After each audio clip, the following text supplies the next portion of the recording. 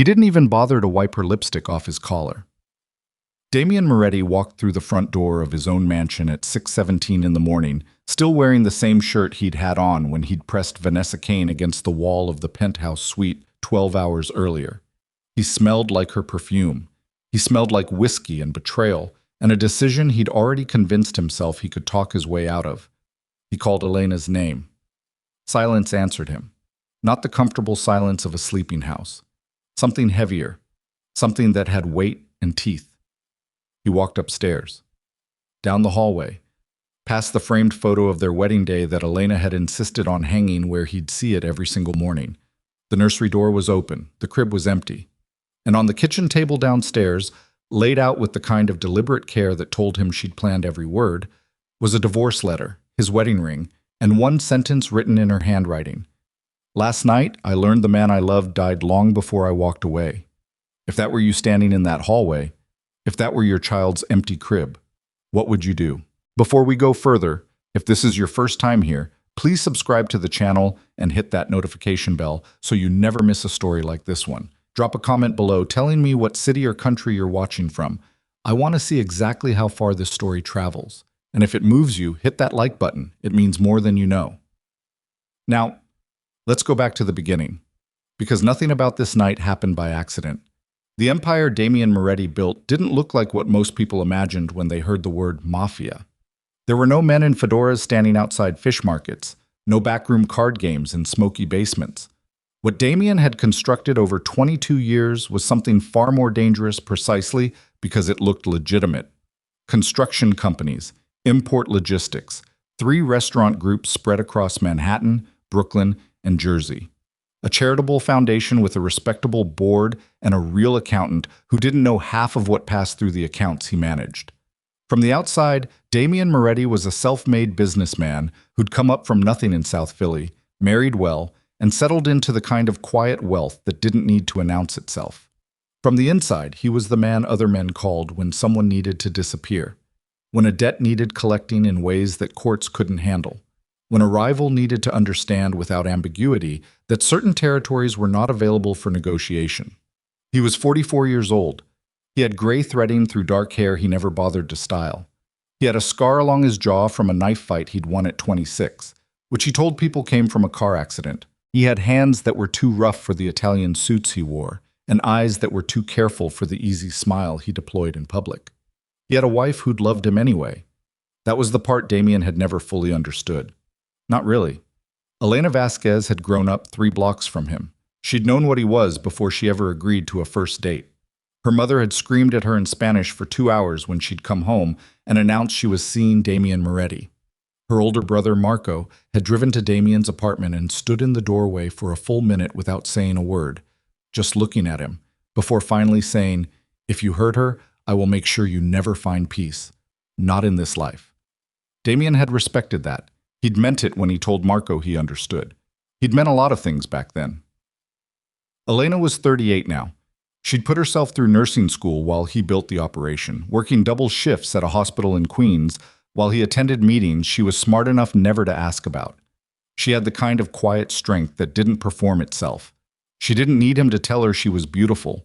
She didn't need much from him at all, which had always been both the thing he loved most about her and the thing he'd eventually started taking for granted. Their son, Luca, had arrived 8 weeks ago. 3 weeks early, which had terrified them both in ways neither had expected. Damian had sat in a hospital waiting room for 4 hours while Elena labored, and in that waiting room, surrounded by strangers and fluorescent lighting, he'd understood for the first time that all the power he'd accumulated meant absolutely nothing. He couldn't threaten or buy or negotiate his way into that delivery room. He could only sit and wait and feel, for the first time in 20 years, genuinely helpless. When the nurse brought him in to see them, Elena exhausted, still pale, Luca small and red-faced and furious at the world. Damian had cried, actually cried, which was not something he'd done since his mother's funeral when he was 19. He'd stood there with tears running down his face, and Elena had looked at him and said quietly, "Don't make me regret letting you in here." He'd laughed. She'd laughed. Luca had screamed. For 3 weeks, everything felt different. Then the Empire started pulling at him again. The alliance with the Castellano network out of Chicago had been in negotiation for 8 months. a billion-dollar consolidation of distribution routes running from the Gulf Coast to the Canadian border. The kind of deal that would either make Damian untouchable for the next decade or, if it fell apart, leave him exposed to every hungry operator who'd been watching and waiting for a sign that the Moretti organization was vulnerable. The celebration dinner at the Meridian Hotel in Midtown was non-negotiable. Vincent Castellano had flown in from Chicago with his underboss and 2 lawyers. There were 12 men at the table in the private dining room on the 23rd floor, and every single one of them was watching Damian, measuring him, deciding whether he was still the man they'd heard he was. Vanessa Kane had arranged the evening. She'd been his PR advisor for 3 years, a word that covered a range of activities that had nothing to do with press releases. She managed the public face of the legitimate businesses. She handled journalists who asked inconvenient questions.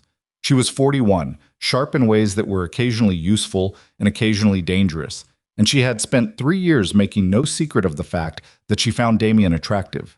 He'd kept it professional, mostly because Elena had looked at Vanessa exactly once, at a company event 2 years ago, and hadn't said a single word, just watched her with those dark, quiet eyes.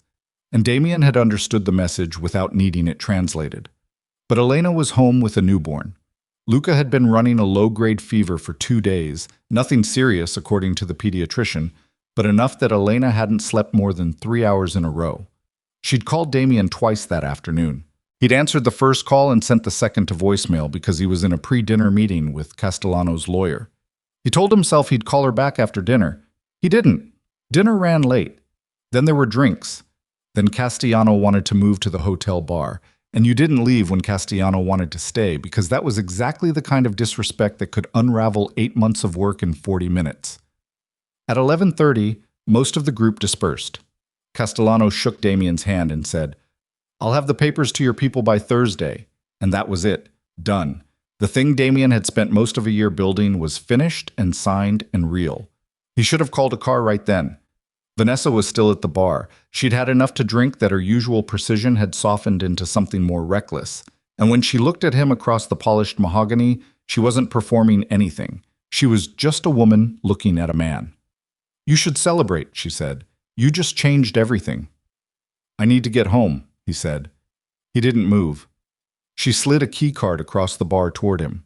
He looked at it. He thought about Elena at home, up with a feverish baby, waiting for him to call back. He thought about what kind of man he was, and what kind of man he'd been, and the gap between those two things that he'd been quietly ignoring for the better part of 3 years. He picked up the key card. He convinced himself it was contained, that was the exact word he used, inside his own head, walking down the hallway toward room 27.4. Contained. One night. A release valve on 3 months of impossible pressure. A premature birth. A new operation. A deal that could have collapsed 6 different ways. Elena would never know. He was careful. He was always careful. What Damian didn't know, what he couldn't have known because Vanessa Kane had been planning this for considerably longer than one reckless night, was that there was a camera in room 2714. Not a hotel security camera, a small custom device positioned behind a decorative mirror that Vanessa had installed herself 3 days earlier when she'd reserved the room under a corporate account that could not be traced back to her directly. Vanessa Kane had been approached by Victor Salazar's people 4 months ago. Victor Salazar was the one rival Damian had never fully neutralized, not because he lacked the ability, but because Salazar was careful in the specific way that men who've survived other men like Damian learned to be careful. He controlled operations along the eastern seaboard that occasionally bumped against Damian's territory, and the two of them had existed in a state of hostile equilibrium for 7 years, each waiting for the other to make a mistake significant enough to exploit. Vanessa had been offered $2 million and a guarantee of protection in exchange for evidence that could be used to destabilize the Moretti organization from the inside. Not legal evidence, nothing that would work in a courtroom. Personal evidence. The kind that works in the court of criminal reputation, where the only thing that matters is whether the men under you still believe you're worth following. She'd smiled at Victor Salazar's representative and said she'd think about it. She'd already been thinking about it for months. Damian arrived home at 6:17 in the morning. He'd slept 2 hours in the hotel room, poorly. Okiko waking once at 4 a.m. to reach for his phone and see 3 missed calls, 2 from Elena, 1 from a number he didn't recognize. He'd silenced the phone and told himself he'd deal with it in the morning. In the car home, he'd rehearsed nothing. That was the thing about him. He'd never been a man who over-prepared for difficult conversations. He relied on reading the room, adjusting in real time, finding the angle that worked. 22 years of negotiating with dangerous men had made him confident in his ability to navigate almost anything. The front door was unlocked. That was the first thing that registered wrong. Elena always locked the front door. He walked in, called her name, heard nothing. He checked the living room, the kitchen. He saw her mug on the counter, chamomile tea, half finished, the tea bag still inside, and something cold moved through his chest. She'd been up recently. This wasn't the stillness of a household where everyone was sleeping. He went upstairs faster than he meant to. The nursery was the third door on the left. The door was open. The night light was on. That small, pale blue light Elena had chosen because she'd read that newborns respond well to dim, consistent light. And it illuminated an empty crib with a neatly folded blanket laid across the mattress. Damian stood in the doorway of his son's room and looked at that folded blanket for a long time. Elena folded it before she left. She'd taken the time to fold it. He went back downstairs. That was when he found the envelope on the kitchen table, weighted down by his wedding ring placed directly on top of it. The ring he'd worn for 9 years. He'd been wearing a different ring last night, a fact he now understood had not been accidental on Elena's part. He opened the envelope with hands that weren't completely steady. The divorce papers were real, not a draft, stamped, dated, prepared by an attorney whose name he didn't recognize, which meant she'd found someone outside his circles deliberately. And the note. One sentence in her handwriting, which was usually so controlled and neat, and was slightly less controlled here, which told him she'd written it while emotional, and written it anyway, chosen to send it anyway. Last night, I learned the man I loved died long before I walked away. He sat down in the kitchen chair. He didn't move for 11 minutes. He knew it was 11 minutes because he watched the clock on the microwave change from 6:29 to 6:40, and he registered each number change and did nothing. Then his phone rang. It was Marcus, his head of security. Boss. Marcus never called at this hour. He had rules about this hour. You need to see something. Not now, Damian said. It's online. It's everywhere. I'm looking at it right now. Damian stood up slowly. What is? Photos. You and Vanessa Kane. From last night. A pause. Damian. They're everywhere. Every outlet. Someone fed this to about 12 different places simultaneously. This wasn't a leak. This was a drop. Damian set the phone down on the table without ending the call. He picked up his wedding ring. It was a plain gold band. Elena had offered to get him something more elaborate, and he'd said no, just this, something that means what it is. He turned it over in his fingers. He put it in his jacket pocket. Then he picked the phone back up and said, Get everyone to the warehouse, an hour. He walked to the front window and looked out at the driveway. Her car was gone. Of course it was gone. She hadn't made an impulsive decision in the middle of the night. She'd arranged a car, arranged a destination, arranged everything. She'd left in a controlled, deliberate way that told him, more clearly than the divorce papers, that this wasn't grief. This was a decision she'd already made. When, he thought. How long have you been preparing to leave me? He thought about the locked files on her laptop that he'd noticed 3 months ago and told himself were probably medical records from her work. He thought about the twice-weekly phone calls she'd started taking in the backyard, which she'd said were with her mother.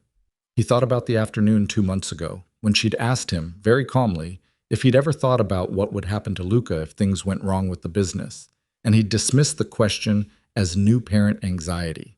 She'd been building an exit for months, and he'd been so confident, so completely, arrogantly certain that Elena would always be there, that their marriage was one of the fixed things in a world where almost nothing was fixed, that he hadn't seen any of it. He stood at the window for a long moment, and something happened inside him that he hadn't expected. He wasn't angry. He was afraid. Not the sharp, immediate fear of physical danger. He'd long since become comfortable with that. This was something older and heavier. The fear of a man who has held something irreplaceable without understanding its value, and who wakes up one morning to find his hands empty. His phone was still open. Marcus was still on the line. Somewhere in another part of the city, 12 men were getting calls telling them to gather at a warehouse and figure out who had just detonated a bomb in the middle of their organization. And somewhere, in a direction Damian didn't know, in a life he couldn't yet picture, Elena Moretti was driving away from him, with his son, with a name he didn't know, toward a future that had no room in it for him. He picked up the phone. He said, "Marcus, after the meeting, I need you to find her." A pause on the line, then, "Elena? Yes?" Another pause, longer. "Damian, if she didn't want to be found, find her anyway," he said. Not angry, just certain. "That's my son." He walked out the front door into the early morning light, and for the first time in 22 years, the empire he'd built felt like something he was trapped inside rather than something he controlled. The photos were everywhere. His captains were already talking, and the man who had spent his whole life being the most dangerous person in every room he entered was starting to understand that the most dangerous person in his life had never once raised her voice at him. She'd just waited. She'd waited until she had everything she needed. And then she'd walked out the front door and taken the only thing in the world that could truly break him. The warehouse on Delancey Street smelled like rust and engine oil, and the particular kind of tension that collects in rooms where men with guns are trying very hard not to use them. Damian arrived 12 minutes late. He never arrived late. That was the first thing every man in the room clocked before he'd even cleared the doorway. The way the second hand on the old wall clock had kept moving past the agreed-upon time, and the way nobody had said anything about it, which was itself a kind of statement. There were 9 of them. His 4 captains, Ray Donato, Phil Escher, Tommy Bracco, and a man everyone called Priest despite, or maybe because of, the fact that he'd done 6 years in Rikers for aggravated assault, then 2 of his senior street operators, then Marcus, who ran security, then his consigliere, an old Sicilian-American named Carl Vitelli, who was 67 years old and had been in this life since before Damian was born, and who was, right now, sitting in the corner chair with his hands folded on his knees, and his face arranged into the specific expression of a man who has seen this exact situation before and knows precisely how badly it ends. Nobody spoke when Damian walked in. He pulled out a chair, sat down at the head of the table, and put both hands flat on the surface in front of him. He looked around the room once, slowly, making eye contact with each man long enough to register what he found there. Ray Donato looked at the table. That was information. Phil Escher looked straight back at him, which could mean loyalty or could mean he was deciding something. Phil had always been hard to read. Tommy Bracco looked like he hadn't slept, which made 2 of them. Priest looked at the wall above Damian's head, which was the closest thing to neutral that Priest ever managed. Marcus looked directly at him with the flat, careful expression of a man who has already decided he's in, but needs to know what it costs. Carl Vitelli looked at nothing. That was the worst one. Damian said, "Talk." Ray Donato was the one who moved first, pulling out his phone and sliding it across the table. The screen showed a gossip site Damian had never visited in his life, the kind with banner ads and autoplay video. And on the screen were 3 photographs taken through what was clearly a telephoto lens. Him and Vanessa in the hotel bar. Him and Vanessa in the hallway outside room 2714. Him leaving the elevator the following morning. The photos were clear. His face was completely identifiable in all 3. "It's on 12 different outlets," Ray said. "Entertainment sites, a couple news blogs, one legitimate paper picked it up about an hour ago. It's been shared." He stopped, picked the phone back up, put it in his pocket. "A lot." "Castellano's people have already called," Phil Escher said. His voice was flat, controlled, the way Phil always was when he was deciding whether to be angry. "Vincent Castellano himself, not his assistant, him." Damian said, "What did he say?" "He said he'd been given the photos before they went public." Phil let that sit in the air for a moment. "He said someone delivered them to his hotel room at 4 this morning, printed copies, with a note." "What note?" Phil reached into his jacket and produced a folded piece of paper. He slid it across the table. Damian unfolded it. The note was short. Typed, printed, no identifying marks. It said, "The man you signed a deal with cannot control his own household. Imagine what he cannot control that you don't know about yet." A friend.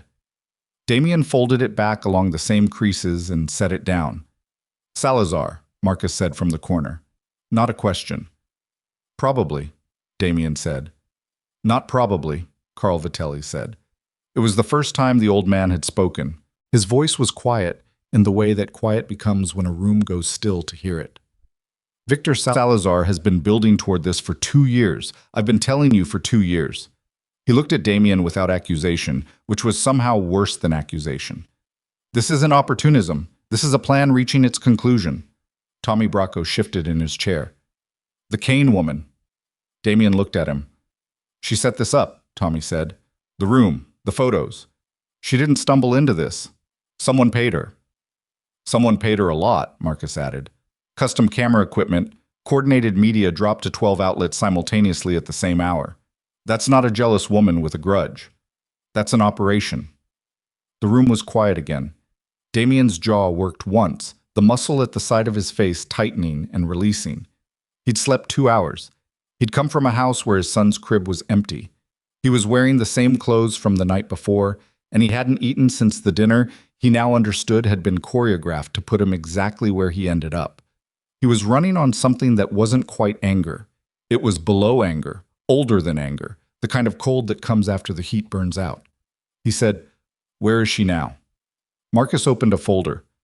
Vanessa Kane checked out of the Meridian at 8:15 a.m. Her apartment in Chelsea. We sent 2 guys. She's not there. Car's still in the parking garage at the hotel. She knew we'd come looking. She planned for it, yeah. Phil Escher said very carefully. Damian, Castellano said he needed to reassess the timeline on the partnership. The word reassess moved through the room like a small, cold blade. He's not walking, Tommy said immediately. He can't. The papers aren't filed yet, Phil said.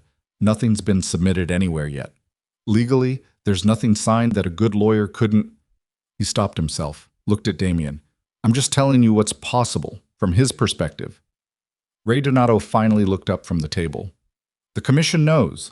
Benedetto's people reached out to me this morning. Personal call. He paused. Marco Benedetto doesn't make personal calls. Marco Benedetto was 73 years old and had chaired the East Coast Mafia Commission for 9 years and had not made a personal phone call to a captain in anyone's recent memory. Damian said, "What did he say?" Ray said, "He said he expected to hear from you directly, by end of day." Another pause. He used the word disappointed. Priest, who had been silent this entire time, said one word, weakness. Everyone looked at him. Priest unfolded his hands. He was a big man, built like a doorframe, with a face that had taken more damage than it showed and eyes that were startlingly calm. That's what they're all saying right now, not just the commission, every lieutenant and every family that watches what we do. The story isn't that Damian Moretti slept with his PR woman. The story is that Damian Moretti got played. Someone set a trap for him and he walked straight into it. He looked at Damian directly. That's the story. And right now that story is spreading faster than anything we can do to stop it. The room was very quiet. Damian stood up from the table. He walked to the window, a small grimy rectangle of glass that looked out onto a loading dock, and stood there with his back to the room. He heard the men behind him not moving, not talking, waiting. He thought about Elena. He thought about her sitting up through the night with Luca, checking his temperature every 2 hours the way the pediatrician had told her to, calling Damian and getting voicemail because he was in a hotel bar picking up a key card. He thought about the fact that the divorce papers had been pre-prepared by a lawyer she'd retained months ago, which meant that last night hadn't broken something that was intact. It had broken something that had already been cracking for a long time, and she'd been watching the cracks spread and preparing herself, and he'd been so convinced of his own importance that he'd missed every signal. He turned around. "Marcus," he said, "I need everything you can find on Vanessa Kane's financials from the last 6 months. Bank accounts, transfers, anything offshore. I want to know who paid her and when the first payment was made." He moved around the table, not sitting back down. "Phil, reach out to Castellano's lawyer, not Vincent himself. Give them 48 hours. Tell them we're addressing a security issue and the partnership isn't affected. Don't ask for more time. Tell them 48 hours. He looked at Ray. "Call Benedetto back. Tell him I'll be there tonight." Ray nodded. "Tommy." Damian picked up his jacket from the back of the chair. "Find me Vanessa Kane." Tommy started to say something and stopped. Not to hurt her, Damian said. He looked at Tommy steadily. I need to know what she recorded and who she sold it to and what they have. That's all. He pulled the jacket on. Carl. The old man looked up. Walk with me. Outside, the loading dock was empty except for a rusted hand truck and a pigeon walking in circles near the drain. The morning had turned overcast, the sky the color of old concrete. Damian stood with his hands in his jacket pockets, and Carl Vitelli stood beside him, and for a moment neither of them said anything. Carl said, You want to ask me if it's recoverable? Is it? Carl considered this with the genuine thoughtfulness of a man who had earned his opinion through decades of watching things go wrong. The business side, yes, probably. Castellano is practical. Salazar moved too fast and too visibly, which means he's not as patient as he used to be. We can exploit that. He paused. The other side. Say it. Your wife is gone, Damian, and from what Marcus told me, she's been planning this for months. She didn't leave in the night because she was upset. She left because she was ready. The old man looked at the drain, at the pigeon. Finding her is one thing. What do you do when you find her? That's between me and her. No, Carl said, not unkindly. When your son is involved, nothing is between just you and her. There are lawyers, there are courts, and if she's protected herself properly, and a woman who spent months planning her exit has protected herself properly, you have less leverage than you think. Damian said, I'm not talking about leverage. Carl looked at him. I'm not going to threaten her, Damian said. I'm not going to send men. I need to find her. That's different. The old man was quiet for a moment. And your brother-in-law? Damian went still. Marco Vasquez, Carl said. He hasn't been in the picture for years, but a woman disappears this cleanly, this completely planned? Someone with serious skills helped her. He let that settle. You haven't thought about Marco. The truth was that Damian had not let himself think about Marco Vasquez, because thinking about Marco meant acknowledging the full scale of what he was dealing with. Marco had spent 8 years in military intelligence. He knew surveillance, counter-surveillance, identity management, the kind of operational security that most criminals paid consultants to approximate. If Marco Vasquez had built Elena's exit, then Elena's exit was not going to be found by running standard searches. One problem at a time, Damian said. Carl nodded slowly. Then solve the business problem first. Because if Salazar moves while you're distracted, I know. You won't have anything left to come back to. Damian said, I know, Carl. He looked out across the loading dock. Get back inside, keep them focused. The old man put a hand briefly on Damian's shoulder, a gesture so rare from Carl Vitelli that it registered almost as an alarm, and then turned and went back through the door. Damian stood alone for 3 minutes. Exactly 3 minutes. He counted them. Then he went back inside. 41 hours after the photos dropped, the first safe house was raided. It was a building in Sunset Park, Brooklyn, registered under a shell company, used primarily for storing documentation, financial records, contracts, the kind of paper trail that existed precisely because some things couldn't be kept digitally. 6 men from what turned out to be Salazar's operation came through the back entrance at 2 in the morning, and the 2 men Damian had stationed there were caught completely off guard because someone had given Salazar's people the access codes, someone with access to those codes. Marcus brought Damian the news at 2:40 a.m. in the kitchen of a secondary location in the Bronx, where Damian had been sleeping on a cot for the past 2 nights, rather than go back to the mansion. He'd sent 3 of his own men to the mansion to monitor it, telling himself it was a security precaution, not admitting to himself that he couldn't walk past the nursery again right now. The codes, Damian said. 7 people had them, Marcus said. He looked tired in a way that had moved past tired into something structural, like tiredness had become part of his face. I've eliminated 4. The other 3, who? Marcus put a list on the kitchen table, 3 names. Damian looked at them. 2 were men he'd trusted for years. The third was a woman named Diane Park, who managed logistics for the shell company portfolio. Start with Diane Park, Damian said. She's the newest. Already on it. Damian sat down. He pulled the list toward him. What else? Salazar's people hit the Castellano meet at the restaurant in Astoria. At Damian's look, Marcus held up a hand.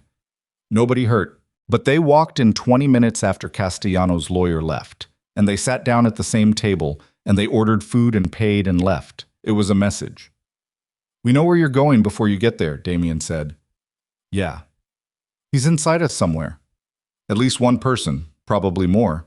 Marcus sat down across from him. He was quiet for a moment. "Also, Phil Escher called Benedetto's people directly, without telling you." The air in the kitchen changed quality. Not dramatically, just thinned slightly. "When?" Damian said. "This afternoon.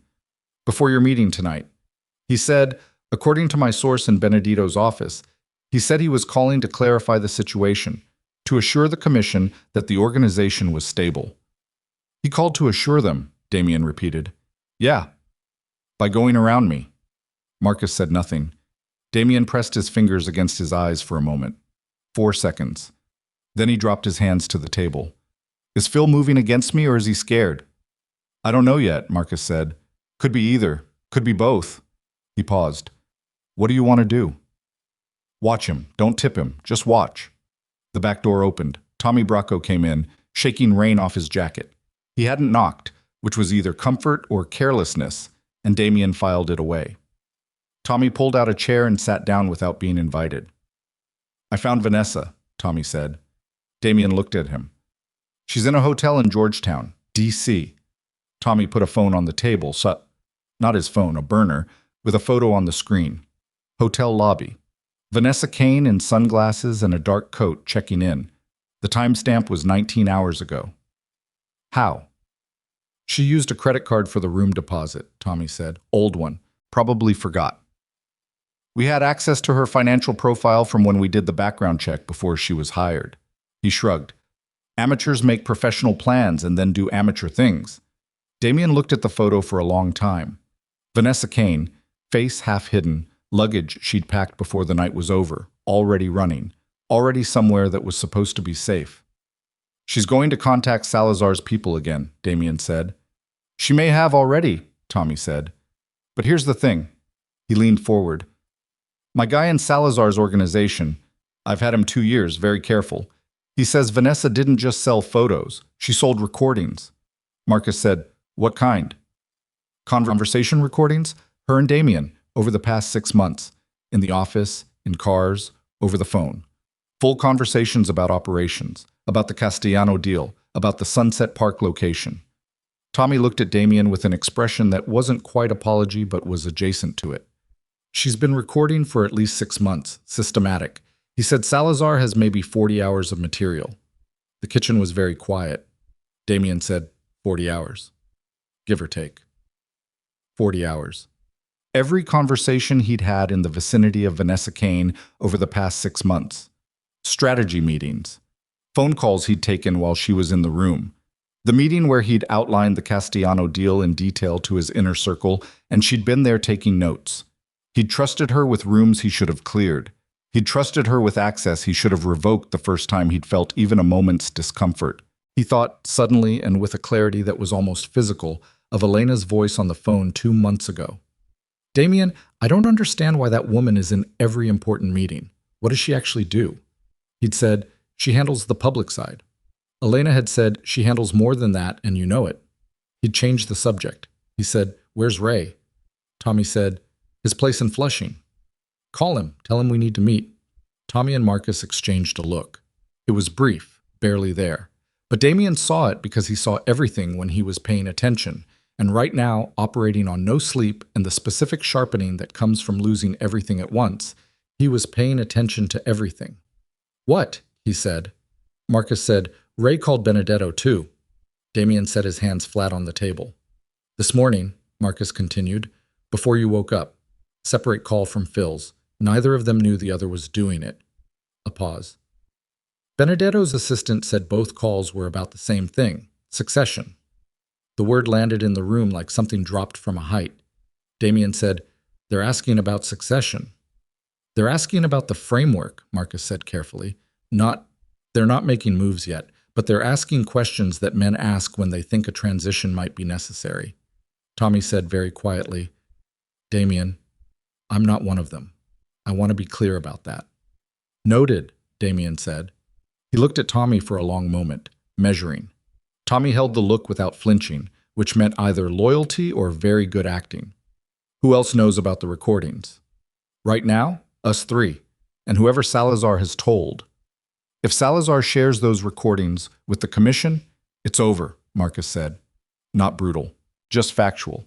The things on those recordings, RICO exposure for the whole organization. Nobody goes down for you if they think they're going down because of you. Damian stood up. He walked to the sink. He turned the cold tap on and put both hands under the water and held them there. The water was very cold. He watched it run over his knuckles, down the drain. He turned it off. He dried his hands on a dish towel. He turned around. I need to find Elena, he said, before I fix any of this. I need to know she's safe.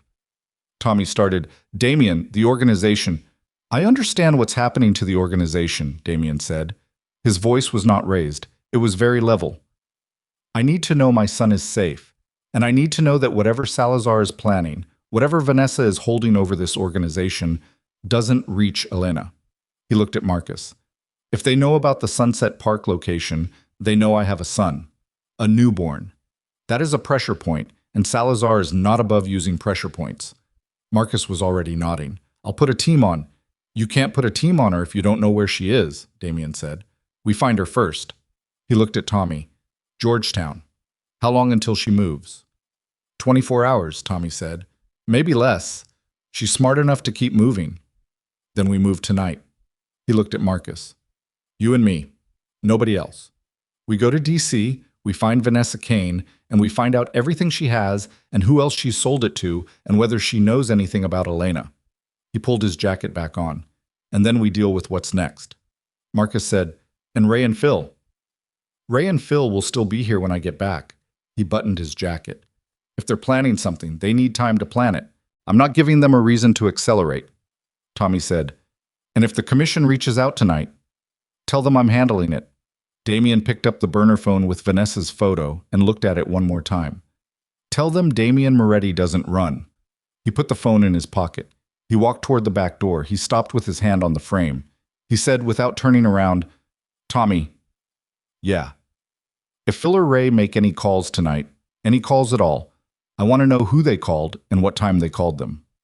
He didn't wait for the answer. He went out into the rain. Georgetown at 3 in the morning was the kind of quiet that only expensive neighborhoods achieve. The quiet of good insulation and private security and nobody having any reason to be on the street. Damian and Marcus parked 2 blocks from the hotel and walked, collars up against a light November rain that couldn't decide if it wanted to be fog. The hotel was a mid-range business property, not the kind of place Vanessa would normally stay. She was a 4-star minimum woman, a fact Damian had observed over 3 years without ever thinking about what it revealed about her. She'd chosen this hotel because it was anonymous, because it accepted cash deposits, because nobody was looking for her here. She was in room 3118. Tommy's contact had pulled the registration. Damian took the stairs. Marcus stayed at the bottom of the stairwell in case she tried the elevator. The hallway on the 3rd floor was carpeted in something dark red that swallowed footsteps. Room 318 was at the end of the left corridor. The Do Not Disturb sign was on the door. He knocked. 3 knocks. Even, not urgent, silence. He knocked again. Vanessa. Quiet. Just loud enough to carry through the door. I'm alone. I'm not here to hurt you. But if you don't open this door, I'm going to start asking myself why you're more afraid of talking to me than you are of everything you already set in motion. 6 seconds. The sound of the chain being lifted. The door opened 3 inches, chain still on, her face in the gap, one eye and part of her nose and her mouth set in a hard line that was pretending not to be frightened. She was still dressed. She hadn't slept either. She said, "You found me fast." "You used an old card," he said. Something moved in her expression. Calculation or embarrassment or both. She said, "If you're here to—" "I'm here to talk," he said. "That's it. Open the door." "I have—" She stopped. "If you have a weapon," he said, put it on the dresser before you open the door. "I'm not going to take it from you. I just don't want anyone startled." A pause. The door swung to. The chain rattled. The door opened. She had a small pistol. She put it on the dresser. He noted it, left it there, came in and sat down in the single chair near the window. She stayed standing, smart. She was keeping distance and keeping options. He looked at her. 3 years, and he was looking at her now the way he looked at strangers, assessing, categorizing, measuring what she was capable of and what she'd already done. She looked terrible, actually. The composure she maintained professionally was patchy now, thin in places. She'd been crying at some point. She was still angry, but the anger was sitting on top of something more complicated, something that looked, to his experienced eye, like regret having an argument with self-justification. He said, "How long?" She knew what he was asking. 4 months, she said. The first contact was 4 months ago. Who approached you? A man named Reyes. He said he worked for private investors. She laughed once, short and without humor. I knew. I'm not an idiot. I knew who it was. And you said yes. She met his eyes. You want to know why. I know why, he said. The money. Not just the money. She said it firmly, like the distinction mattered to her. You treated me like furniture for 3 years. I was useful. I was competent. I handled things you couldn't or wouldn't handle, and you paid me well and never, not once, looked at me like I was someone who might have her own view about anything. She paused. And you brought me into every room, every sensitive room, every conversation that mattered, and then you'd look through me like I wasn't there. He said, so you burned it down. I made a business decision, she said. Her voice went flat. The same kind of business decision you make every time you use someone. He didn't argue with that. He said, the recordings, 40 hours. What else did you sell? She went still. The financial records, he said. The Sunset Park location. What else? Her jaw tightened. What do you mean, what else? I mean, did you sell anything that reaches Elena? The question landed differently than she expected.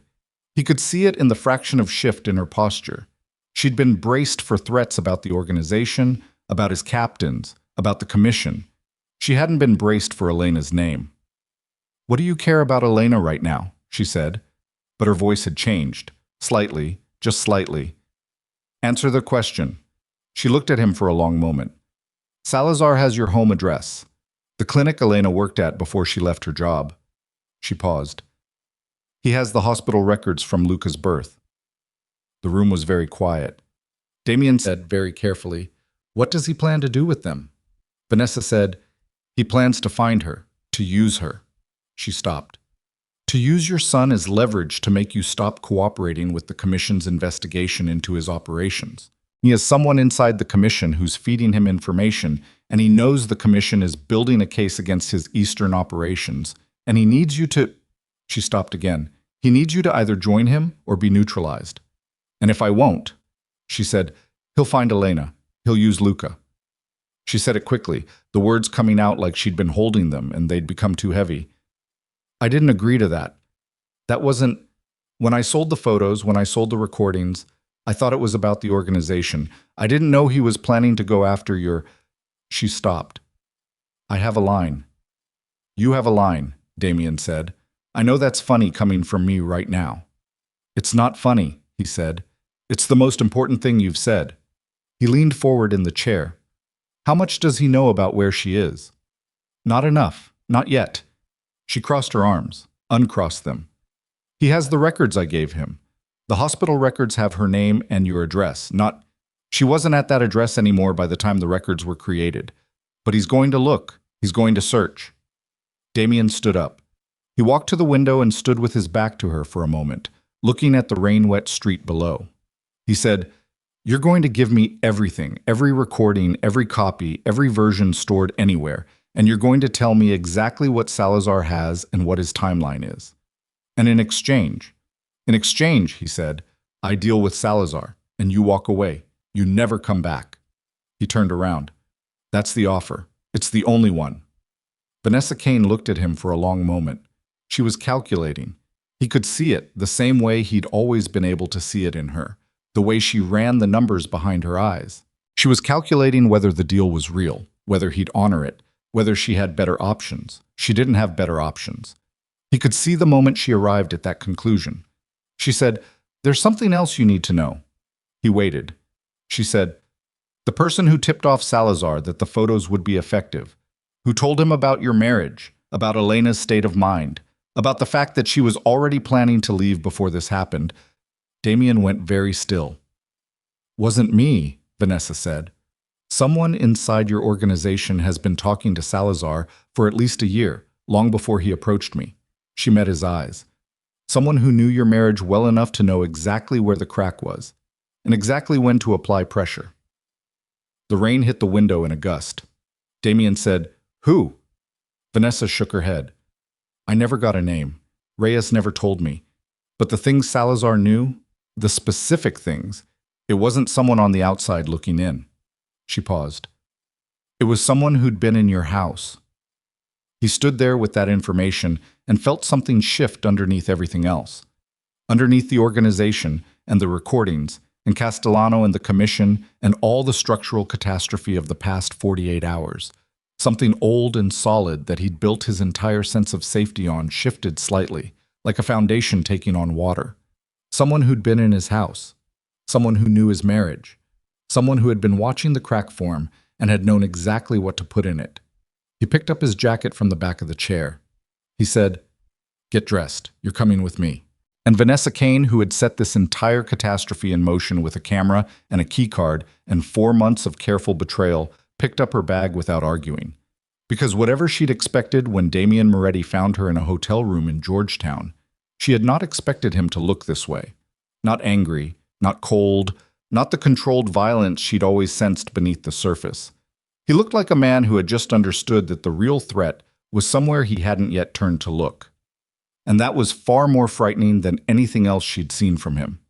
The drive back from Georgetown took 3 hours and 40 minutes because Marcus took secondary roads the whole way, doubling back twice through Maryland suburbs that all looked identical in the dark. Strip malls and gas stations, and the kind of residential streets where nobody was awake at 4 in the morning and nobody would remember a black sedan passing through. Vanessa sat in the back seat. Damian sat in the front passenger seat. Nobody talked for the first hour. Marcus drove with both hands on the wheel and his eyes moving between the road and the mirrors with the systematic rhythm of a man who'd been doing surveillance work long enough that it had become biological. The rain had followed them north, lighter now, more of a mist that the wipers handled on the lowest setting with an occasional squeak. At the 90-minute mark, somewhere on a 2-lane road outside Wilmington, Vanessa said, "Can I ask you something?" Neither man responded, which she took as permission. "Does Elena know what you actually are?" she said. "I mean, does she know the full scope? Not the general shape of it, the actual thing." Damian said, "Yes." And she stayed. For 9 years. Vanessa was quiet for a moment. "Then she's stronger than I gave her credit for." She said it without edge, which surprised him. Just a flat acknowledgement, the kind a person makes when they've had enough hours alone with their own thoughts to arrive somewhere honest. Damian didn't respond. She said, "The recordings I gave Salazar, there are things on them that could put you away for a long time. You understand that?" "I understand that." "He's going to use them. Not just as leverage. He's going to share them with someone inside the federal system. He has a contact." She paused. "I don't know who. But when Reyes explained the plan to me, the full plan, after I'd already agreed, he mentioned that the recordings would eventually find a home where they'd do the most structural damage. That was the word he used. Structural." Marcus said, without turning around, "Federal Task Force." "That would be my read," Vanessa said. Damian looked at the road ahead. He was thinking about Phil Escher calling Benedetto, about Ray Donato doing the same thing independently, about someone who had been in his house, who had known his marriage well enough to know where to push. He was holding all of it at once, the way you hold too many objects, and can feel that one shift will bring everything down. He said, "The person who fed Salazar the information about Elena, about our marriage." He didn't turn around. "Think carefully. Was there anything in what Reyes told you, any detail, even small, that pointed to who it was?" Vanessa was quiet long enough that he thought she was going to say no. Then she said, "He knew about the miscarriage." Damian went very still. "Before Luca," she said. "He mentioned it, when he was explaining why your marriage was already fractured. He mentioned that Elena had lost a pregnancy 2 years ago, and that you'd handled it badly, that you'd been absent." She paused. "He knew the specific month. He knew that Elena had spent 3 days with her brother afterward because you were in Chicago for a deal and didn't come back. The road moved under them. The wipers went back and forth. Damian's hands were in his lap and very still, which was how his hands went when he was controlling something that wanted very badly not to be controlled. That miscarriage.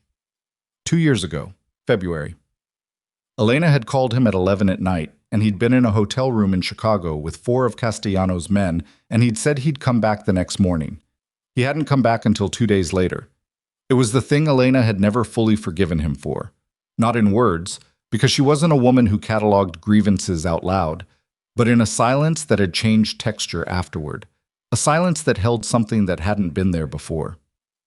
3 people knew about it outside of Elena and himself: her mother, her doctor, and the one person Elena had called from her car in the parking lot of the hospital before she'd even called Damian, because she'd needed to hear a calm voice before she heard his. Her brother, Marco Vasquez. Damian said very quietly, "Marcus, pull over." Marcus pulled over onto the shoulder without asking why. The mist moved through the headlight beams. A truck passed going the other direction, rocking the sedan slightly in its wake. Damian got out of the car. He stood on the shoulder of the road in the dark and the light rain with his hands at his sides, and he breathed. In through the nose, slow, the way Carl Vitelli had taught him. When he was 26 and learning to sit in rooms with dangerous men and not show what was happening inside him. Hold it. Out. Marco Vasquez, the man who had stood in his doorway at 23 years old and said, "If you hurt her." The man who'd been in military intelligence for 8 years before he disappeared from public record, which was itself information, because men in military intelligence who disappear from public record don't retire to the suburbs. The man Elena had called first from the hospital parking lot. The man who had anticipated every move Damian could make and built an exit for his sister that was, so far, working perfectly. The man who had been feeding Victor Salazar information about Damian's marriage for at least a year. Damian stood in the rain and felt the shape of it. Not all of it, not yet, but enough. Marco hadn't gone to Salazar to destroy Damian's business. The business was collateral. Marco had gone to Salazar to create the conditions under which Elena would leave. A targeted, sustained operation to widen the crack in the marriage until Elena made the decision herself, freely, without feeling pushed, because Marco Vasquez knew his sister well enough to know she would never leave if she felt manipulated into it. She had to believe it was her own choice. And it had worked. Elena had left because of what Damian did, because of who he was, not because her brother had engineered it, except her brother had engineered the moment, had chosen the night, had made sure the photos existed to make the choice undeniable. He got back in the car. Marcus looked at him. "Marco Vasquez," Damian said. A silence. "Elena's brother," Marcus said. "He's the source. He's been feeding Salazar for a year, not because he's working for Salazar. Salazar is a tool he's using. Marco wanted Elena out. He used Salazar's resources to create the conditions." Damian buckled his seatbelt. The mechanical click of it was very loud in the silence. "Drive." Marcus drove. From the back seat, Vanessa said nothing, but he heard her breathe, said one slow, controlled exhale, and in it he recognized the sound of someone understanding something they hadn't understood before. They arrived back in the city at 6:15 in the morning.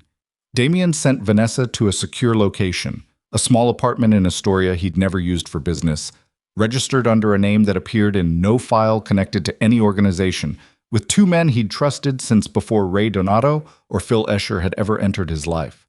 Men who were loyal in the specific way of people who owe you something real, not something contractual. He told her, "Don't use any device. Don't contact anyone. When this is over, you'll know." She nodded. She looked for the first time since he'd known her genuinely frightened. Not of him, of the dimensions of what she'd set in motion. He watched the car pull away and then walked into the building where Marcus had set up a temporary operations room in a second-floor office above a dry cleaner. The room smelled like starch and cigarette smoke from the tenant below. There was a folding table, 4 mismatched chairs, a whiteboard that someone had found in the building's storage room, and a coffee maker that had been producing something that qualified as coffee if you didn't compare it to anything else. Tommy Bracco was there. He'd been there all night, it looked like. There was a blanket on the floor near the radiator that he obviously hadn't used but had intended to. Priest was there, sitting in a corner chair with his arms crossed and his eyes closed. Though Damian was reasonably certain he wasn't sleeping, Carl Vitelli was not there, which was the first wrong note. "Where's Carl?" Damian said. Tommy said, "He called. Said he'd be here by 7. Had something to handle." Damian sat down. He looked at the whiteboard. Someone, Marcus, by the handwriting, had written a timeline on it. Key events, key names, key locations, connecting lines drawn and redrawn. It looked like the whiteboard of a detective working a case, except that the crime was Damian's entire life coming apart. Marcus came in behind him with 2 coffees. Damian took one, drank from it without tasting it. "Marco Vasquez," Damian said. "I need everything. Where he is, what he's been doing, who he's talked to, all of it." Tommy and Marcus exchanged a look. "What?" Damian said. Marcus set down his coffee. "We started pulling on Marco Vasquez about 3 hours ago. When you called from the road." He paused. "There's not much. That's the thing. A man who was in military intelligence, who's been completely off-grid for 4 years, who has no social media, no utility accounts in his name, no registered vehicles in any state we can access. He planned that too," Damian said. "Yeah, but here's what we found." Marcus went to the whiteboard and pointed to a section in the lower right corner. 3 months ago, a property in Gloucester, Massachusetts, was purchased under an LLC registered in Delaware. The LLC has 6 layers of holding companies behind it. We traced it because one of the layers, the third one down, used an address that appeared in Elena's employment file from 2 years ago, a billing address she used for a professional membership. He looked at Damian. "It's thin. It might be coincidence." "It's not coincidence," Damian said. "No," Marcus agreed. "It's not." Gloucester, Massachusetts, a coastal town. An old fishing city turned partial tourist destination. The kind of place where a woman with medical skills could open something useful and become trusted by the community without drawing attention. The kind of place where a former military intelligence officer could monitor the roads in and out without being conspicuous. Damian said, "Can we confirm she's there?" "Not without sending someone. And if Marco has the perimeter set up the way I think he has it set up, he'll know we're looking before we get close," Damian said. "Yeah." Priest opened his eyes. He hadn't been sleeping. "Then don't send someone to find her," he said. "Send someone to find Marco." Everyone looked at him. "He's not sitting in a cottage with the baby," Priest said. "He's running surveillance. He's monitoring, which means he has positions, places he uses to watch, routes he drives, contacts in the area he uses for local intelligence." He uncrossed his arms. "Find his infrastructure. You find that, you find him, and he'll lead you to her without knowing he did." It was the most words Priest had strung together in the 2 days since this started, and in the silence that followed them, Damian understood why the man was still in his organization after all these years. There was a quality of thinking there that didn't announce itself. He said, "Do it, carefully." He looked at Marcus. "And I need to know about the federal contact, the person Salazar plans to use to place the recordings. If he gets those recordings to the right federal hands..." The door opened. Carl Vitelli walked in. He was dressed carefully, as he always was, pressed trousers, a jacket, a tie that was slightly loosened from what it had probably been when he left his apartment. He was carrying his hat in his hand, which he did when he was inside, always, because his mother had told him it was disrespectful to wear a hat indoors, and it was one of the few rules of his childhood he'd never broken. He looked at Damian. Damian looked back. Something was wrong. He felt it the same way he felt temperature. Not a thought, a sensation. Something in the set of Carl Vitelli's shoulders that was different from his usual stillness. Something effortful about the way the old man was standing still. Damian said, "What happened?" Carl set his hat on the folding table. He pulled out a chair and sat down. He put his hands on his knees. He said, "I need to tell you something, and I need you to hear all of it before you react." The room went completely quiet. Even Priest sat forward. Damian said, "Carl." "I've known Marco Vasquez for 11 years, Carl said. He said it directly, looking at Damian, not at the table. "Before he was in Elena's life as her brother. Before you and Elena. We met through a mutual contact when Marco was still in the service, doing work that I won't characterize. and I was in a different position than I'm in now. He paused. We've remained in contact. The cold that moved through Damian was different from anything he'd felt in the past 72 hours. This was structural. This went down to the floor. He said very carefully, define remained in contact. He reached out to me 14 months ago, Carl said. He told me he was concerned about Elena, about Luca. She was pregnant at that point, early. He said he was watching your marriage and watching the organization, and he believed that Elena was not safe. The old man's voice was steady, not defensive, just precise, the way it always was. He showed me evidence, surveillance logs, financial patterns, threat assessments, that suggested Salazar was developing an interest in using Elena as leverage against you, and he said he needed my help to build an exit for her. Tommy said, Carl. Just the name, nothing else. I told him I needed time, Carl continued. I watched. For 3 months I watched, and what I saw confirmed what Marco had told me. Salazar was mapping Elena's routines. He had a man watching the hospital where she worked. He was building a file on her in the same way he builds files on assets he plans to acquire. He paused. She was going to become a target whether she stayed with you or not. The only question was whether she had a plan in place when it happened. Damian said, You helped him. I provided logistical guidance. I helped with some of the documentation. Carl held his gaze. I did not tell Salazar anything about the organization. I did not feed him the recordings or the location intel. That was Vanessa Kane, and I didn't know about her until 2 days ago. But you knew about the exit? Yes. You knew Elena was leaving. I knew she had the ability to leave if she decided to. Damian stood up. He pushed back from the table and stood up, and the chair scraped against the floor and nobody moved. He walked 3 steps toward the whiteboard and stopped. He put one hand against the wall next to the whiteboard and stood there. His consigliere. 67 years old. 22 years in this life together. The man who'd sat at his right hand at every significant meeting, who'd advised him through 3 wars with rival organizations, who told him twice to his face when he was making a catastrophic mistake, who had been working with Elena's brother to build an exit for his wife. For 14 months. He said, without turning around, Did you know about the photos? About Vanessa's plan? No, Carl said. Marco didn't know either, or he would have prevented it. The photos were Salazar's initiative. He was using Vanessa independently, not in coordination with Marco. Their interests converged, but their operations were separate. A pause. Marco used Salazar's resources where it suited him and kept his own operation clean. Salazar doesn't know Marco exists in this. Damian turned around. He looked at Carl Vitelli and tried to find, in 22 years of memory, the signs he'd missed, the phone calls he hadn't questioned, the moments of advice that had guided him in one direction or another. He was trying to reverse engineer a relationship he thought he understood, and finding that the floor of it was different from what he'd stood on. He said, Was any of it real? Carl said, All of it was real. No hesitation. I love you like a son. That's not performance, Damian. That's the reason I did what I did. His voice held, but only just. You were heading toward the edge of something you couldn't see. I could see it. Marco could see it. Elena could see it. The only person who couldn't see it was you.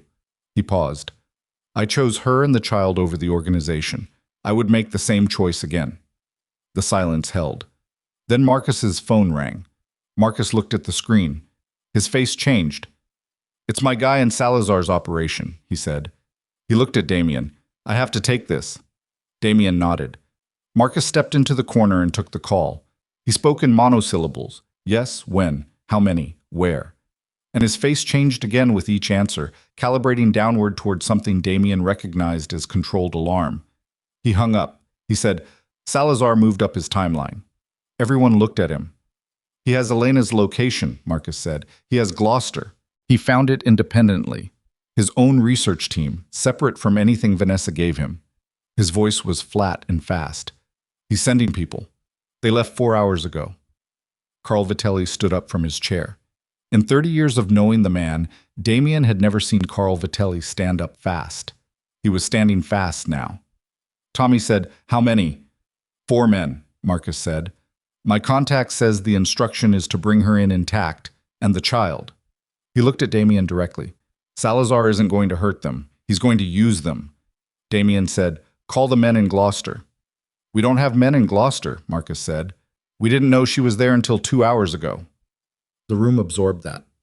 4 of Salazar's men, 4 hours ahead of them, heading to a coastal town where Elena Moretti was living under a name they didn't know yet, with Damian's newborn son, protected by one former military intelligence officer who was, however skilled, one man. Damian said, "Carl." The old man looked at him. "Marco's number." Carl reached into his jacket pocket and produced a phone. A burner, old model, the kind that made calls and nothing else, and held it out. Damian crossed the room in 4 steps and took it from his hand. He looked at the contact list. 1 entry, no name, just a number. He called it. It rang 4 times. He counted them. 4 rings and then a voice. Calm, flat, precise in a way that wasn't natural but trained. The voice of a man who'd spent years making sure his voice gave nothing away. "I wondered when you'd get to this," Marco Vasquez said. Damian said, "Salazar's men left 4 hours ago. They have her location." A pause. Short, but real. The first uncontrolled thing Marco had done in this conversation. "How many?" 4. "Instruction is to take her and Luca intact." Another pause, longer. "She's at the clinic until 6. The house is empty right now." "Can you intercept?" "I can delay," Marco said. "I can't stop 4 trained men alone and keep her safe simultaneously." "I'm coming." The line was very quiet. Damian heard wind on Marco's end, coastal wind, constant and low. Marco said, "You understand that when you show up here, everything changes. She'll know I helped you find her. It will damage the trust I spent a year building." "I understand." "You come alone," Marco said. "No organization, no muscle. If I see one of your men who isn't you, I disappear and you handle 4 of Salazar's people without help." Damian said, "Agreed." Another pause, the longest one. "You love her," Marco said. Not a question exactly, more like a man checking a measurement. Damian said, "She's my wife." "That's not what I asked." Damian looked at the whiteboard, at the connecting lines and the names and the timeline of everything that had collapsed in 72 hours. He thought about the folded blanket in the empty crib. He thought about a sentence written in slightly uncontrolled handwriting by a woman who was controlled about almost everything. He said, "Yes." Marco said, "Come alone. Come now." And Damian, the first time he'd used his name in this conversation, or possibly ever, with that particular weight. "When this is over, you and I are going to have a conversation about who you're going to be from here, not who you were, who you're going to be." A pause. "Bring something worth saying." The line went dead. Damian stood holding the burner phone. He set it down on the folding table. He looked at the room, at Marcus, who was watching him with the expression of a man who has been loyal for 15 years and is waiting to understand what that loyalty is for. At Tommy, who looked exhausted and young in a way he usually hid. At Priest, who was already on his feet. At Carl Vitelli, who stood with his hat in both hands and met Damian's eyes with the steady, damaged look of a man who has done something he believes was right and knows the cost isn't fully calculated yet. Damian said, "Marcus, Phil Escher and Ray Donato, but don't touch them. Don't move against them. Don't give them any reason to accelerate whatever they're planning." He picked up his jacket. "Carl, you're going to tell me everything you know about Marco's operation in Gloucester, every detail, on the drive." Carl said, "You said alone. You're not muscle, you're navigation." Damian looked at him. "And we're not done talking." He looked at Tommy. "The recordings Vanessa gave Salazar. I need you to find the federal contact, not arrest him. Find him. Name, position, how long he's Salazar's payroll. I need that information before I come back." Tommy nodded.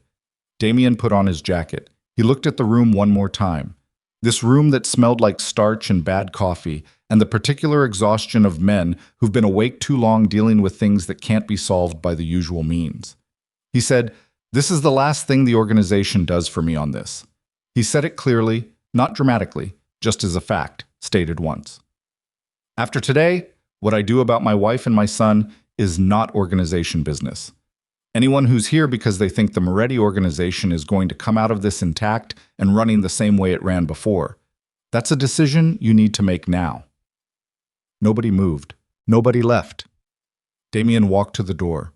Carl picked up his hat and followed. At the threshold, Damian stopped and turned back once, and looked at the whiteboard with its lines and names and the timeline of everything. He thought about Marco Vasquez on a coastal road in Massachusetts, 1 man against 4, buying time for a woman who didn't know she needed it. He thought about Elena at a free clinic, treating patients who couldn't afford anything better, under a name he didn't know, believing she was safe. He thought about Luca, 8 weeks old, who had been born early and furious and small, who had made Damian cry in a hospital room in a way he hadn't cried since his mother died. He turned away from the whiteboard. He walked out into the early morning, and the city was waking up around him. Trucks, pigeons, a woman walking a dog, a man opening a bodega, the entire ordinary machinery of a world that had no idea what was happening inside the story of one family. And he walked to the car and got in, and Carl got in beside him, and Damian put the key in the ignition. Carl said, "Route 1 north to 95, then the coastal roads from Newburyport." He folded his hat in his lap. She named the clinic after Luca. In the local registry, it's the Vasquez Moretti Free Medical Clinic. He paused. She kept his last name. Damian's hands tightened briefly on the steering wheel. Then he pulled out of the parking space and drove north, toward the coast, toward the woman who had left him and kept his name, toward his son, who was alive in a town he'd never seen, toward a conversation with a man who was going to look at him and decide whether he was worth the word father, toward the wreckage of an empire that had taken 22 years to build and 72 hours to hollow out from the inside. And somewhere between the city and the coast, in the gray early morning of a November day, Damian Moretti began the slow and necessary work of understanding that the man he'd been was not a man anyone should have loved, and that the only question left that mattered was whether he could become, in whatever time remained, someone who deserved the second chance he hadn't earned and couldn't demand and could only, with everything he had left, try to be worth. The coastal road into Gloucester came off Route 128 and dropped down through scrub pine and salt marsh before the town opened up ahead of them. Church steeples and working waterfront, and the gray Atlantic sitting heavy under a November sky that couldn't decide between clouds and rain and had settled on both. Carl navigated from memory and from 2 phone calls he'd made during the drive, speaking quietly in the front seat while Damian drove and said nothing. The GPS on Damian's phone stayed off, no digital trail, no record of this route. They'd been driving 4 hours and 20 minutes. Salazar's men had an 8-hour lead. Damian's phone buzzed. Marco's burner number. He answered it on speaker, eyes on the road. Marco said, "Change of situation. One of Salazar's men is already in town. He arrived this morning, separately from the others. Local advance scout." A pause, and under it Damian heard coastal wind and something else, the low idle of a vehicle engine. "He's been at the clinic." Damian's hands tightened on the wheel. "Did he go inside?" "He parked across the street for 40 minutes. Then he left." Another pause. "He saw her," Carl said very quietly. "He's confirming the location." "He called it in 20 minutes ago," Marco said. "The other 3 are coming off 128 now. ETA to town. 30 minutes, maybe less." A beat. "I need to know where you are." 15 minutes out." "You're not going to make it to the clinic before they do." Damian said, "Then where?" "The clinic closes at 6. Elena walks home. It's 8 blocks. She won't take the car because she says it's easier to think on foot. I've told her 100 times it's a security risk, and she tells me..." He stopped. "She tells me she's done letting fear decide how she lives." Something moved in Damian's chest that wasn't quite pain and wasn't quite pride, and was something in between that he didn't have a word for. Marco said, "She leaves at 6. It's 5:40 now. If they're coming to intercept on the walk..." "I'll be there," Damian said. "Damian." Marco's voice dropped. Not softer, more precise. "There's something else. The advance man called Salazar, and Salazar told him to wait for the team, and then he used the phrase complete acquisition." A pause. "That means they're not just taking Elena and Luca for leverage anymore. Salazar's changed the play. Someone got to him in the last 12 hours. Someone who made him decide that leverage isn't enough." Carl said, "Vanessa." Damian looked at Carl. Carl said, "If she made a second contact, if she told Salazar about the recordings, about the federal angle, about how much exposure the organization has, Salazar might have decided that leverage won't hold Damian in place long enough, that the only way to truly neutralize the threat is to..." "Don't say it," Damian said. The road curved and the Atlantic appeared on the right, wide and the color of old iron, whitecaps moving in from the northeast where the wind was building. Damian pressed the accelerator down. Carl grabbed the door handle and didn't say a word. Gloucester's downtown was the kind of place that had been many things and settled into being a town that worked for a living. The storefronts were practical. The restaurants served food portions that assumed you'd been on the water since 4 a.m. The streets were narrow and the parking was terrible, and nobody was walking quickly because there was no reason to hurry here, or there hadn't been, until today. Marco had given them a street. Damian parked 2 blocks from the clinic on a side street between a plumber's van and a truck with commercial fishing equipment in the bed. The parking space was tight, and he pulled in with one motion, no adjustment, the muscle memory of 20 years of evasive driving. He turned off the engine. He said to Carl, "Stay in the car." Carl said, "No." "Carl, I'm 67 years old, and I made choices that put Elena in this situation as much as you did," Carl said. "I stay in the car. I'm just an old man who let things happen. I'm not that." He opened his door. "Besides, you need eyes." Damian got out of the car. The air hit him, cold, salt-heavy, the kind of coastal cold that went through fabric and found the bone underneath. He zipped his jacket. He wasn't carrying a weapon. He'd made that choice on the drive. Coming to Gloucester armed, into a neighborhood where Elena had built something quiet and real, with a gun under his jacket. That was the old way. The way that had brought him here. He moved toward the clinic. It was a converted storefront on a corner, glass front. A handmade wooden sign that said, Vasquez Moretti, Free Medical Clinic in blue letters, the paint done carefully by someone who'd taken their time with it. There were plants in the window. The lights inside were still on. He stopped on the opposite sidewalk and looked at it. She'd named it after Luca. She'd kept his name. She'd built something here that had his name on it even after she'd left him, even after she'd made herself disappear, and she'd put it on a sign where anyone could see it. He didn't have time to think about what that meant. Marco appeared from the alley to his left. He came out of the shadow and stopped 6 feet away, and they looked at each other for the first time in 9 years. Marco Vasquez was 44, same age as Damian, almost exactly, with the build of a man who stayed functional rather than impressive. Nothing wasted, the kind of fitness that came from discipline rather than vanity. He had Elena's same dark eyes, and a face that had weathered in ways that suggested outdoor time rather than office time.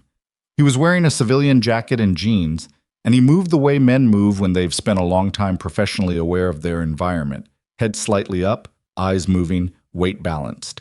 He looked at Damian the way a doctor looks at an X-ray, assessing, not greeting. He said, "They're on Commercial Street, 2 blocks north." He held up his phone, a screen showing a street camera feed, grainy, 4 men walking in a loose formation. "They're not rushing. They think they have time." Damian said, "Where's Elena?" "Inside with 2 patients and her assistant." He put the phone away. "She doesn't know." "We need to move her. If we go in there and tell her Salazar's men are 2 blocks away, she panics. The patients panic." "She won't panic," Damian said. And he said it with a certainty that surprised even him, the certainty of knowing someone deeply even after being estranged from them. "Elena doesn't panic, she calculates." Marco looked at him. Something in the look shifted slightly, almost imperceptibly. "Back exit," he said. "Through the supply room. Alley runs east to the parking structure on Duncan Street. My car is on the 2nd level. Luca." "Home. With Mrs. Pham next door. She's 72 and she has a cell phone and she calls me when anything happens." He checked his phone. "He's fine, for now." "Salazar's men know about the house?" "Not yet. The advanced scout tracked the clinic. He didn't follow her home." Marco's jaw tightened. "I know because I followed the advanced scout." Damian said, "The house first. We get Luca out, then we get Elena." "If we split up, you go to Elena," Damian said. "I go to Luca." He held Marco's gaze. "You know the clinic, you know the back exit, you know how to move her." He paused. "I know how to handle what happens if Salazar's men get to the house first." Marco looked at him for a long moment. This was the calculation. Damian understood. The one Marco had been running since the phone call, since before the phone call, since the 14 months of building an exit for his sister, while simultaneously deciding whether Damian Moretti was someone his sister's child should ever know. Marco said, Mrs. Pham, apartment 4B at 17 Prospect Street, blue door, knock 3 times. He reached into his jacket and produced a key. That's the spare. She knows to open it for the key. Damian took the key. Marco said, if you get there and Salazar's people are all ready, I'll handle it. Damian, the name again, with the same weight as before.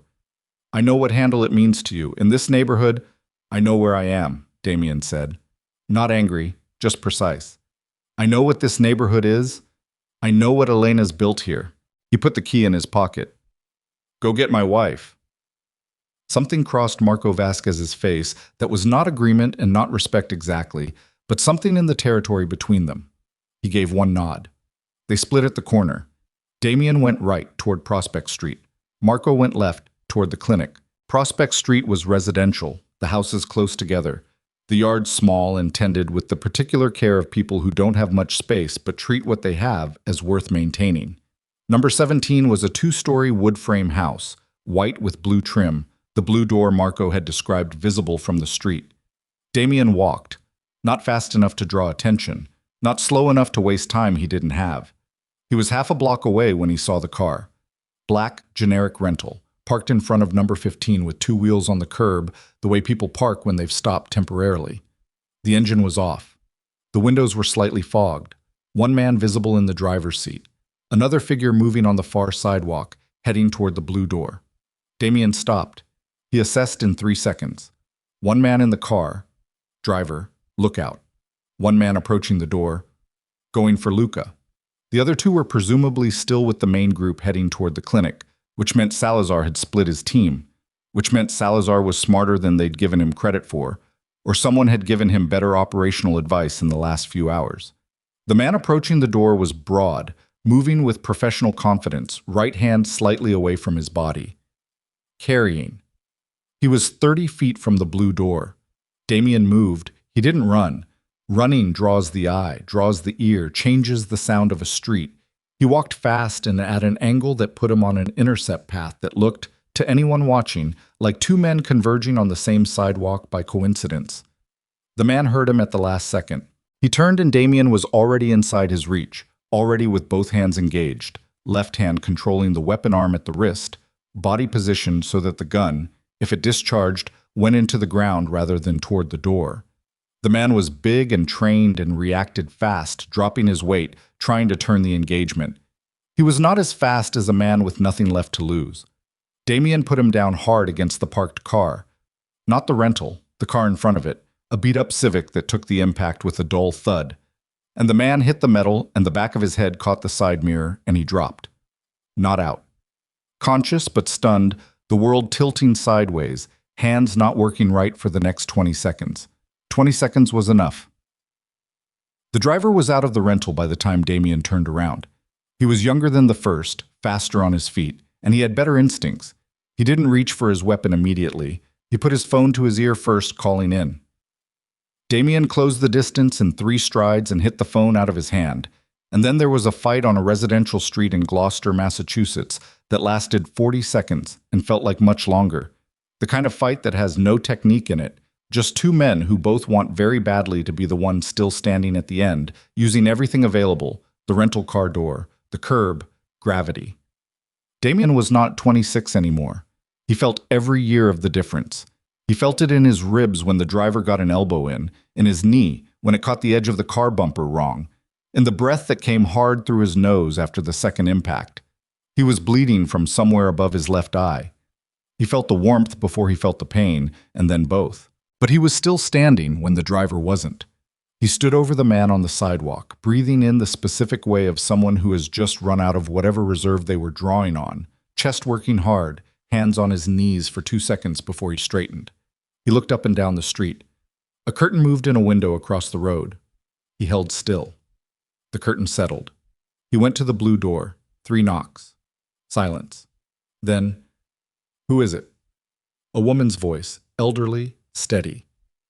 "Damian Moretti." He said it clearly. "I have the key." A pause. The sound of a chain being moved. The door opened and Mrs. Pham was standing in the entry, 72 years old, small and straight-backed with white hair cut practically short, looking up at him with eyes that were sharp and unsentimental, and took him in. The blood above his eye, the state of his jacket, the specific quality of his breathing, and didn't change expression. She said, "Marco said you might come." "The baby," he said. She stepped back. In the living room, in a portable crib that Elena had apparently stationed here as a standard precaution, Luca was awake and looking at the ceiling with the expression of a 2-month-old encountering the world one ceiling tile at a time. He was wearing a pale green onesie. His fists were curled near his face. Damian crossed the room. He stood over the portable crib and looked down at his son.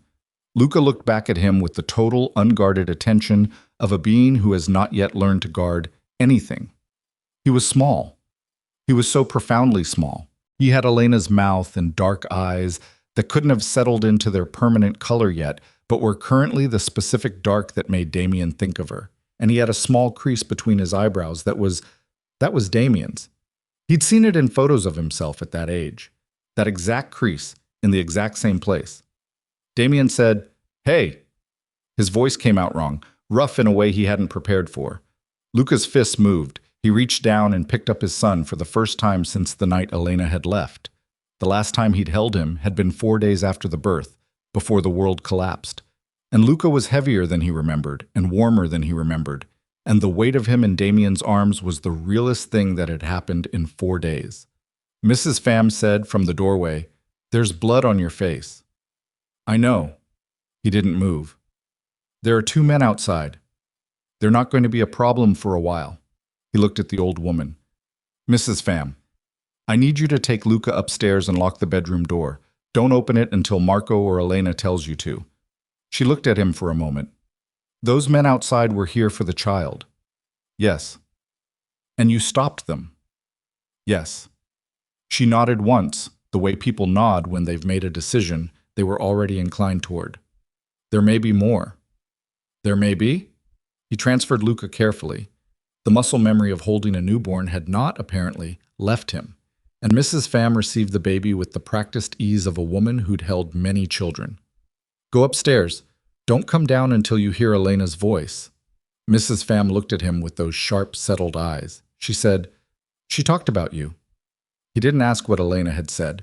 He wasn't sure he could handle it right now. I went back outside. His phone buzzed. "Marco." "We're clear," Marco said.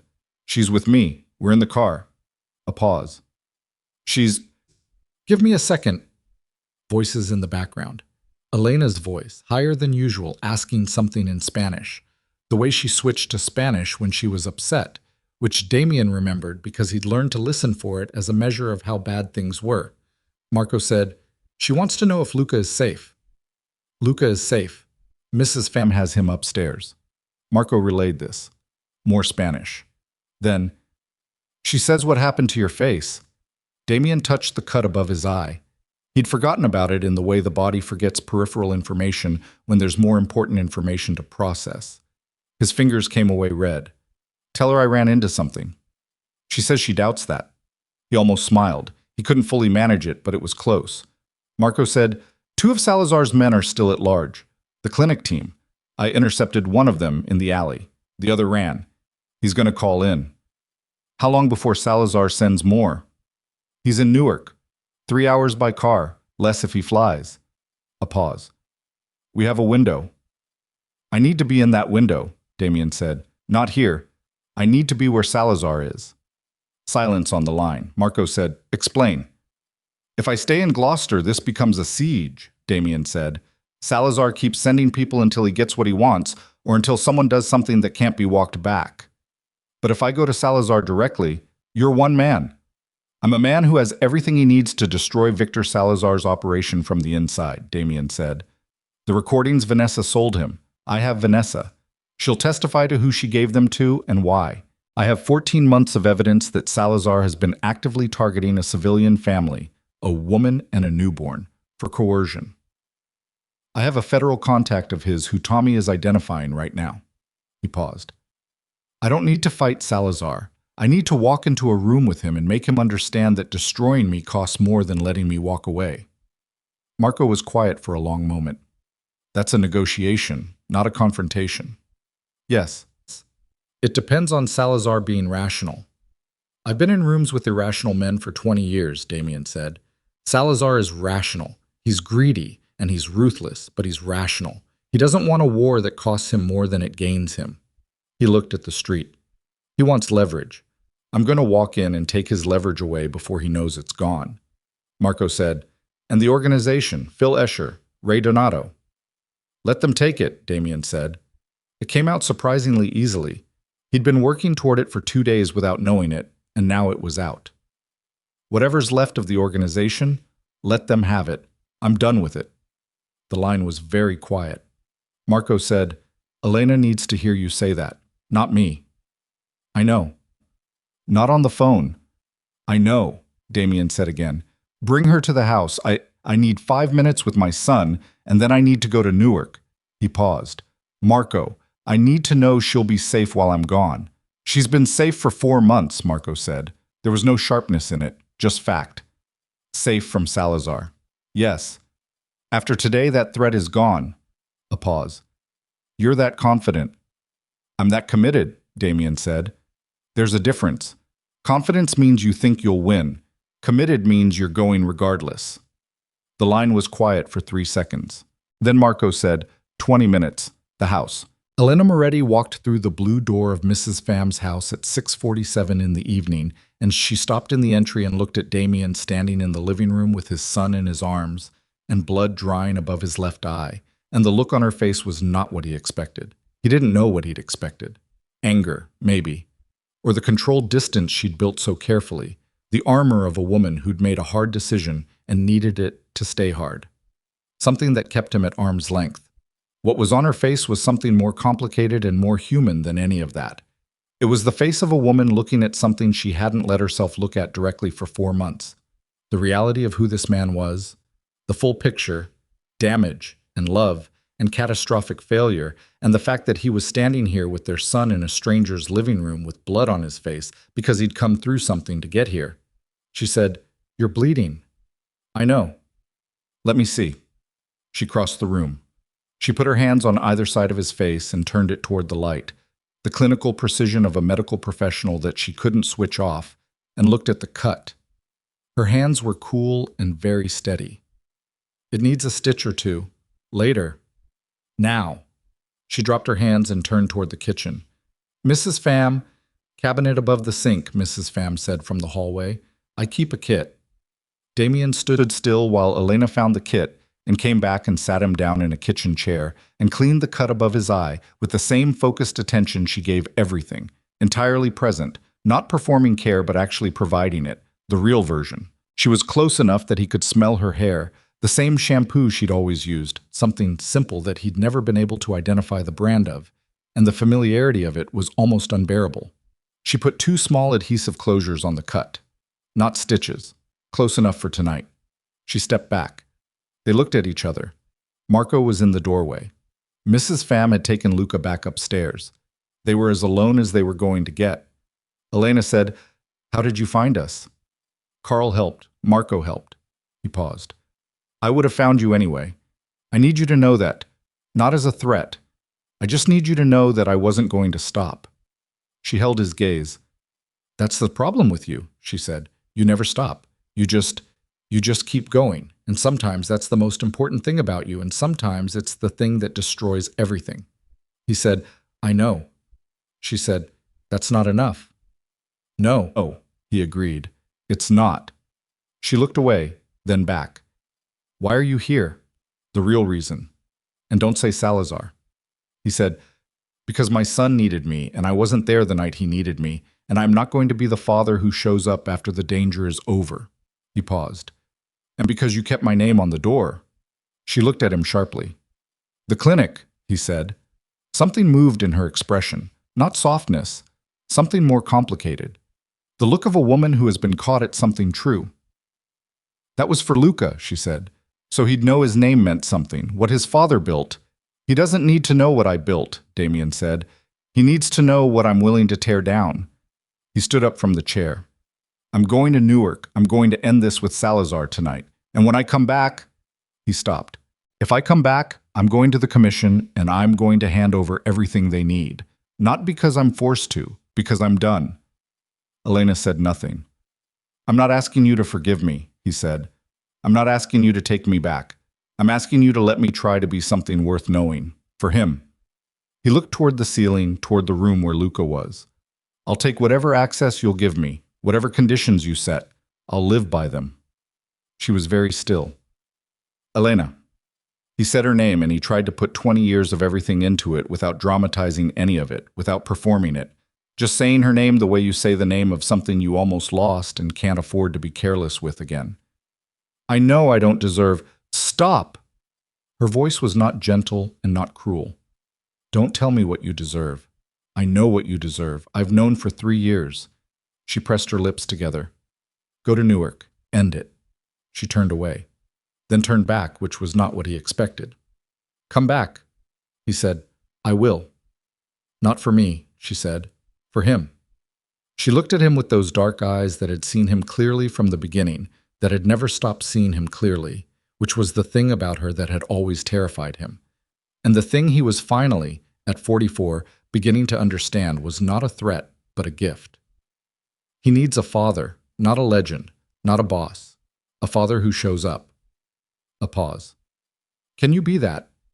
Damian said, I don't know yet, but I'm going to spend the rest of my life finding out. She held his gaze for a long moment. Then she said, Marco goes with you to Newark. He started to say he'd told Marco he'd go alone. She said, Marco goes with you or you don't go with my blessing, and you want my blessing. He stopped. She was right. He wanted her blessing the way he hadn't known he needed things until they were gone. The way he'd needed her, specifically, and hadn't understood the depth of it until he'd walked into a nursery and found a folded blanket and a wedding ring, and a sentence that told him the man she'd loved was gone. He said, Okay. She nodded once. He went to the door. Marco was already there, jacket on, keys in hand, with the expression of a man who had heard everything and made his assessment and arrived at something that wasn't forgiveness and wasn't trust, but was, provisionally, willingness. They went out into the night together. The wind off the ocean had picked up while they were inside.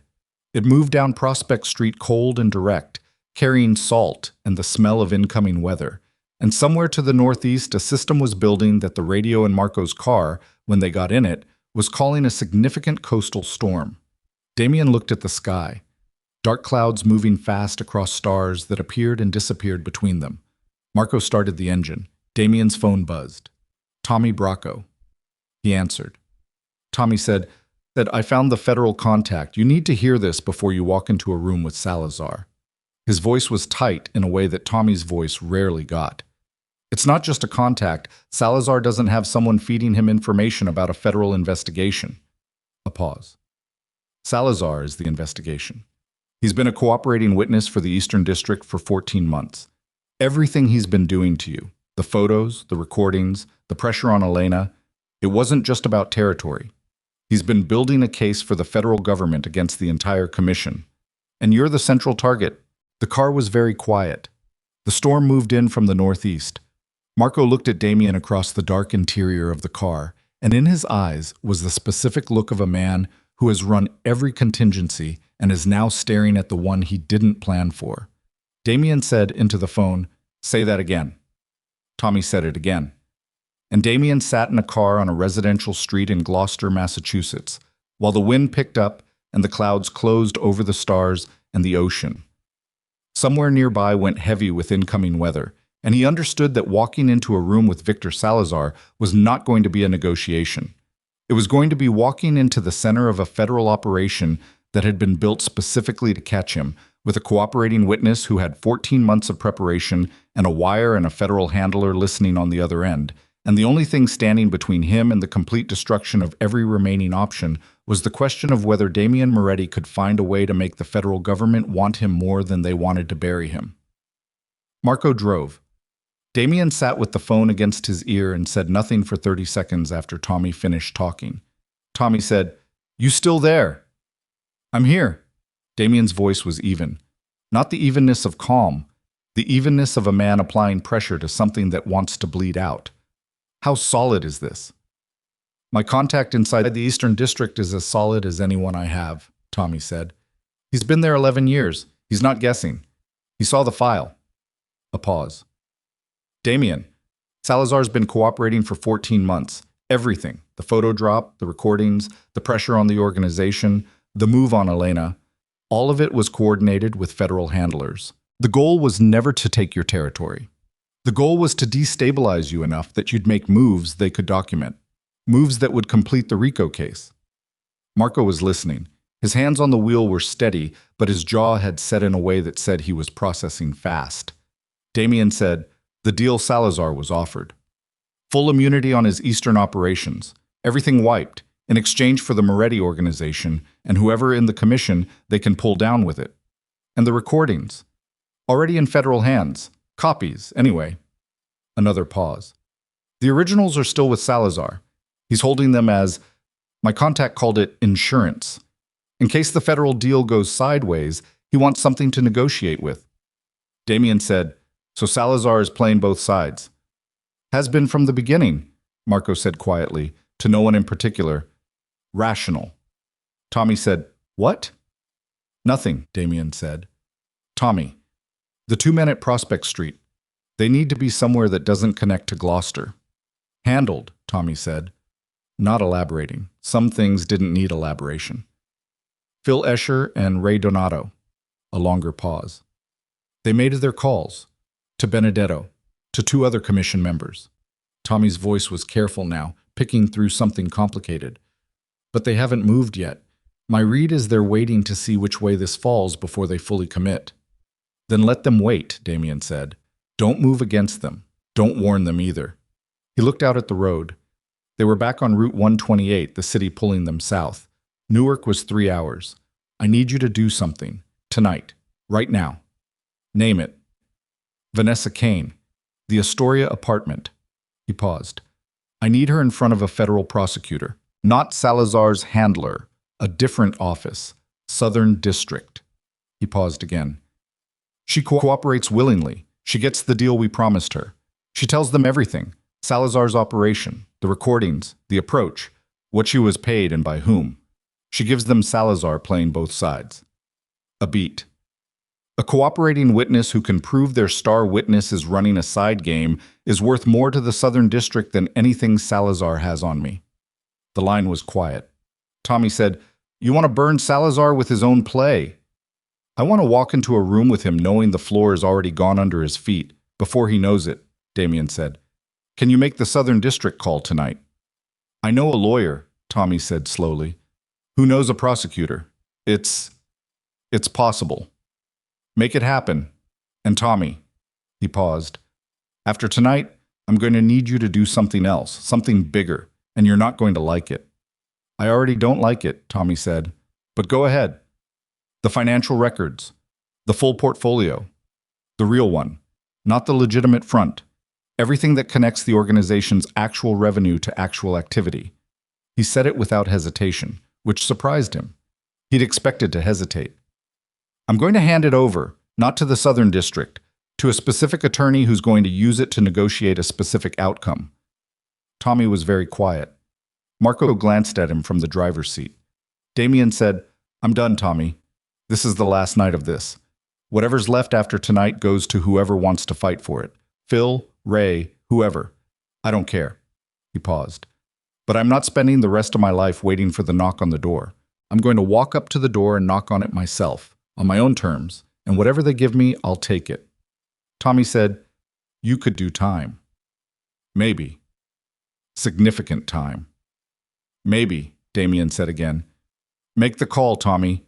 He hung up. The road moved under them. Marco didn't speak for a full 2 minutes, which was its own kind of response. The response of a man absorbing information and choosing not to react before he's finished absorbing it. Then Marco said, the federal thing. If Salazar's been building a case, he has what he has, Damian said. The recordings, some documentation, whatever his handlers have built around it. He looked at his hands in his lap. But a cooperating witness whose credibility is destroyed because he was running a private operation on the side while cooperating. The recordings become tainted, inadmissible or at least challengeable. He paused. I'm not going to walk away clean. I know that. But there's a difference between a case the government wins easily and a case they have to work for, and cases they have to work for end in deals. Marco said, and you're willing to take a deal. I'm willing to take responsibility, Damian said. Those are different things, but they lead to the same place. Marco drove. After another mile, he said, Elena doesn't know about the federal angle. No. When she finds out, I'll tell her myself. Damian said it firmly, not defensively, just as a commitment, stated out loud. She deserves to hear it from me. Everything she doesn't know yet. She hears it from me. Marco said nothing for a while. Then, there's a service plaza in 20 miles. I need coffee. Damian almost laughed. It came out as a short exhale. Not quite a laugh, but the shape of one. Yeah, he said. Okay. They stopped at the service plaza. It was nearly 10 p.m., and the place had the specific desolation of highway rest stops at night, fluorescent lights, a fast food counter with half its menu turned off, a few long-haul truckers in a corner booth. Damian and Marco stood at the counter and drank coffee from paper cups that were too hot for the first 2 minutes and then cooled too fast. They stood side by side and didn't talk for a while. Then Marco said, I owe you something. Damian looked at him. I used Salazar, Marco said. I knew he was building toward you and I used that. I fed him information about the marriage. Not operational information, nothing that endangered anyone, but personal information. Enough to help him understand where the pressure points were. He held his cup with both hands. I told myself it was to protect Elena, to create the conditions where she'd make a decision she needed to make. He paused. But some of it was for me, because I've watched what you put her through for 9 years, and I wanted it to end. Damian said, I know. And I'd do most of it again, Marco said. I want to be clear about that. I would get my sister out of a situation that was going to hurt her. But the way I used Salazar, giving him enough that he thought he understood your organization's vulnerabilities, that contributed to the attack on Gloucester. He looked at his coffee. I didn't anticipate that he'd use what I gave him to go after Luca, and that's on me. Damian said, You also came back to stop it. Yeah. That matters. Marco looked at him sideways. Does it? It does to me, Damian said. He drank from the paper cup. I'm not in a position to judge how anyone decided to protect Elena. I'm the reason she needed protecting. They stood in the fluorescent light of the rest stop, and the truckers talked quietly in the corner booth, and somewhere outside a truck engine idled in the dark. Marco said, She's going to be angry when she finds out about the federal case. Yes. She's going to feel like she made decisions based on incomplete information. She did, Damian said.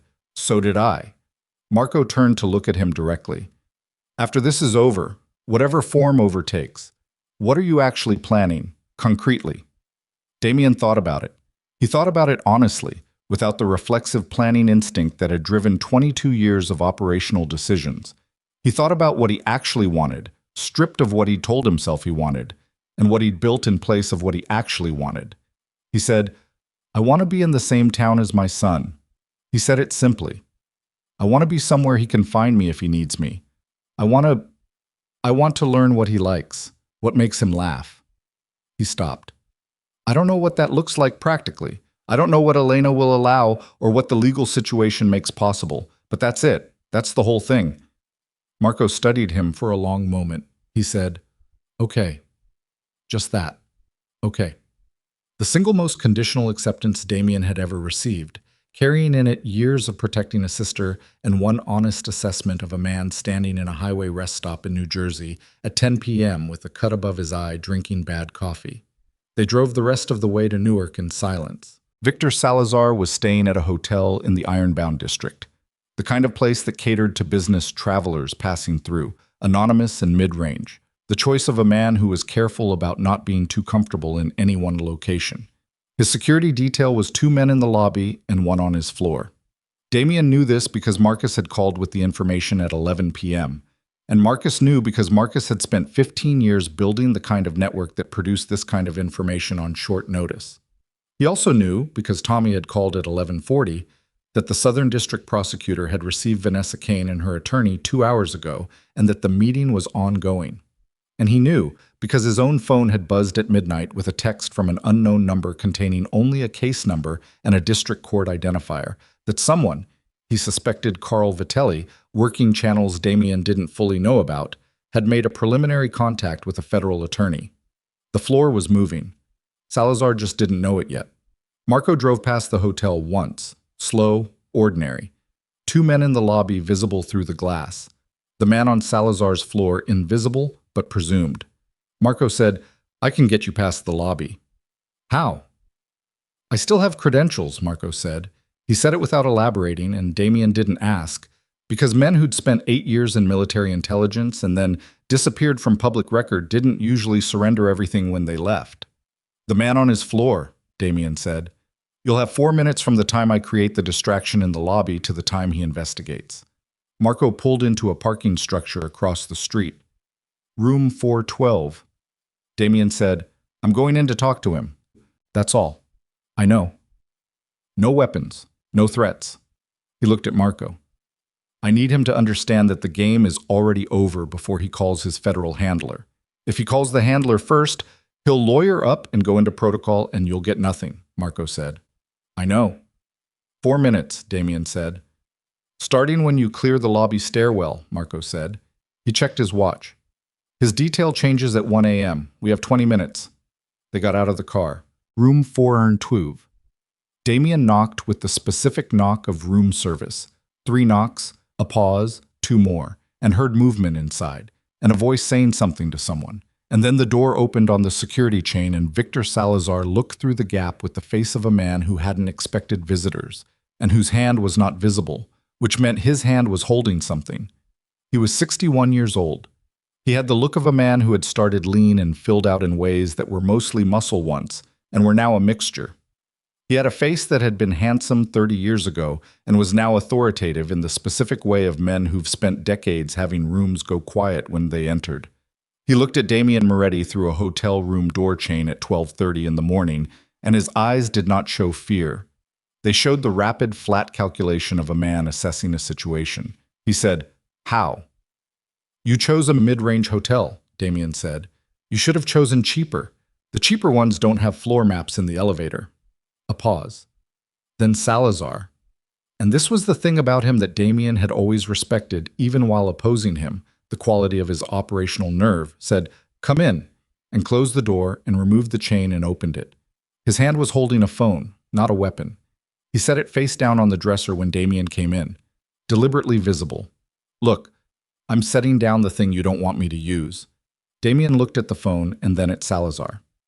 "Southern District has Vanessa Kane," he said. "Right now. She's been in with a prosecutor for 3 hours." Salazar's face didn't change, but something behind it did. A very small recalibration, like a gyroscope adjusting. Damian said, "She's telling them about your arrangement with her, what you paid her, what she gave you. She's also telling them that you coordinated a private operation against a civilian family while cooperating with the Eastern District, a family that includes a 2-month-old child." He paused. "Your federal deal requires good faith cooperation. Using your federal cover to run a parallel private operation against a potential rival's wife and infant son is not, I'm told, consistent with good faith." Salazar said, "You have no idea what my arrangement with the Eastern District. You've been cooperating for 14 months, Damian said. You were offered full immunity on your Eastern operations in exchange for building a RICO case against the Moretti organization and key commission members." He watched Salazar's face. "The handler's name is Sandra Reyes. She's been your point of contact since the beginning. Reyes," also the name Vanessa was given when Salazar's people approached her. He tilted his head slightly. "Family member, or just a coincidence?" Salazar was very still. "The Eastern District case," Damian said, "is going to become a problem for the Eastern District as soon as the Southern District files on you. Jurisdiction conflicts. Witness credibility issues. The recordings you've been holding as insurance, which you obtained through a private operation that your federal handlers didn't know about and didn't authorize, those become fruit of a poison tree in ways that federal judges tend to find very boring and very problematic." He paused. "You built something clever, Victor. You really did. But you built too many things at once and you ran them in the same direction. And when one of them turned, it turned all of them." Salazar said very quietly, "What do you want?" "2 things, Damian said. "First, you recall your men from every operation connected to Elena Moretti and Luca Moretti. Tonight, right now. You call whoever you have in the field, and you bring them home, and you never point anything in her direction again. Ever." Salazar said, And the second? The second is that tomorrow morning you call Sandra Reyes and you tell her that the recordings you've been holding in private have been compromised, that Vanessa Kane, who you contracted privately without federal authorization, has gone to the Southern District and the integrity of the evidence is now in question. He paused. You get ahead of it. You don't fight it. You call it in voluntarily. Salazar looked at him for a long moment. You're asking me to dismantle my own case. I'm telling you the case is already dismantled, Damian said. What I'm offering you is the choice between dismantling it yourself, with some control over the narrative, or having it dismantled for you, with no control and maximum exposure. He held Salazar's gaze steadily. You're 61 years old. You've spent 40 years building what you have. You can spend the next 10 trying to hold on to a federal arrangement that's already compromised, or you can make the call, take the hit, and keep what's left. The room was very quiet. A truck went by outside, a long rumble that moved through the walls and faded. Salazar sat down on the edge of the bed. It was such an ordinary movement, a tired man sitting down, that for a moment he stopped looking like a criminal kingpin and looked like what he actually was, a 61-year-old man at the end of something, running the numbers on a decision that had no good side. He said, Your organization is finished, Damian said simply. Phil Escher and Ray Donato are already making succession calls. Whatever's left after tonight, they're welcome to it. I'm not fighting for it. Salazar said, You're walking away. I'm walking towards something else. Damian put his hands in his jacket pockets. You don't need to understand it. You just need to make the call. Salazar looked at the floor. He was thinking, genuinely thinking, the real kind that takes time and doesn't perform itself. Damian waited. He was good at waiting. He'd spent 22 years in rooms where the most important thing you could do was be more patient than the other person. Salazar reached for the phone on the dresser. He looked at Damian once more, not with anger, not with defeat, but with the particular expression of a man who has recognized that he was outmaneuvered and is deciding whether to respect that or resent it. He made the call to recall his men first. Short, in Spanish, specific instructions. Damian listened and understood enough. Then Salazar set the phone down and said, The Sandra Reyes call happens tomorrow morning, 7 a.m. I'll know if it doesn't, Damian said. Salazar nodded. The Southern District thing. They're going to move on me regardless. Probably, Damian said. But voluntarily surfacing a problem with your own cooperation is different from having it surfaced by an opposing witness. Lawyers can work with the first one. Salazar said, almost to himself, 14 months. I know. And Damian meant it, not as sympathy exactly, but as honest acknowledgement. 14 months was a long time to build something and watch it come apart in a hotel room at 12:30 in the morning. He went to the door. Salazar said behind him, Moretti. He turned. Salazar said, The woman. Your wife. He paused. She's worth it. What you're doing. It wasn't sentiment. It was the assessment of a man who had built everything on calculation, acknowledging that someone else's calculation was different and not wrong. I hope she sees it. Damian said, That's between her and me. He walked out. The drive back to Gloucester took 3 hours and 20 minutes. Marco drove again. Damian sat in the passenger seat and watched the road and felt the specific texture of exhaustion that comes after adrenaline has been burning for 4 days, and there is finally, provisionally, nothing left to run from. He called Tommy at 1:15 a.m. Tommy said, How did it go? It went, Damian said. Tomorrow morning I need you and Carl at the office of Gerald Stern. Gerald Stern was a criminal defense attorney who had represented 3 senators and a hedge fund manager, and who had, on one occasion 11 years ago, done Damian a professional favor that had never been discussed afterward. Tell him I'm coming in at 9 a.m. and I need 2 hours, and I need him to have cleared his morning. Tommy said, Gerald Stern. Yes. A pause. Okay. Tommy. He looked at the dark road. After tomorrow, whatever you decide to do, whether you stay with what's left of the organization or you walk away, that's your call, and I'll respect it. He paused. But if you ever need anything, any kind of help, you call me. Tommy said, You might be in a position where you can't help anyone. Then I'll help from wherever I am. He paused. You've been solid through this, all of it. I won't forget that. Tommy was quiet for a moment, then, very simply, "Yeah," and hung up. Damian closed his eyes. He didn't sleep. He just let himself stop for a few minutes. Stop calculating, stop assessing, stop running the next variable. He let the road move under him and the darkness move past the windows, and he breathed in the way he hadn't breathed in 4 days. Slow. Actual. Marco said from the driver's seat, "You could have offered him more." Salazar. "You could have offered him protection from the Southern District filing. You have enough connections." "I know," Damian said. "Why didn't you?" Damian thought about it. "Because the only currency I have left is the truth," he said. "And the truth was what I gave him. Not a deal, not leverage, just what's actually happening and what his actual options are." He paused. "I'm done making deals that cost someone else something I'm not accounting for." Marco said nothing for a while. Then, "That's different." "Then what?" "Then you were." He said it without judgment, just the way you know to change in weather. 4 days ago, you wouldn't have walked into that room without something to threaten him with. 4 days ago, I still thought the organization was worth protecting, Damian said. He opened his eyes. The highway was empty in both directions. "I was wrong about a lot of things 4 days ago."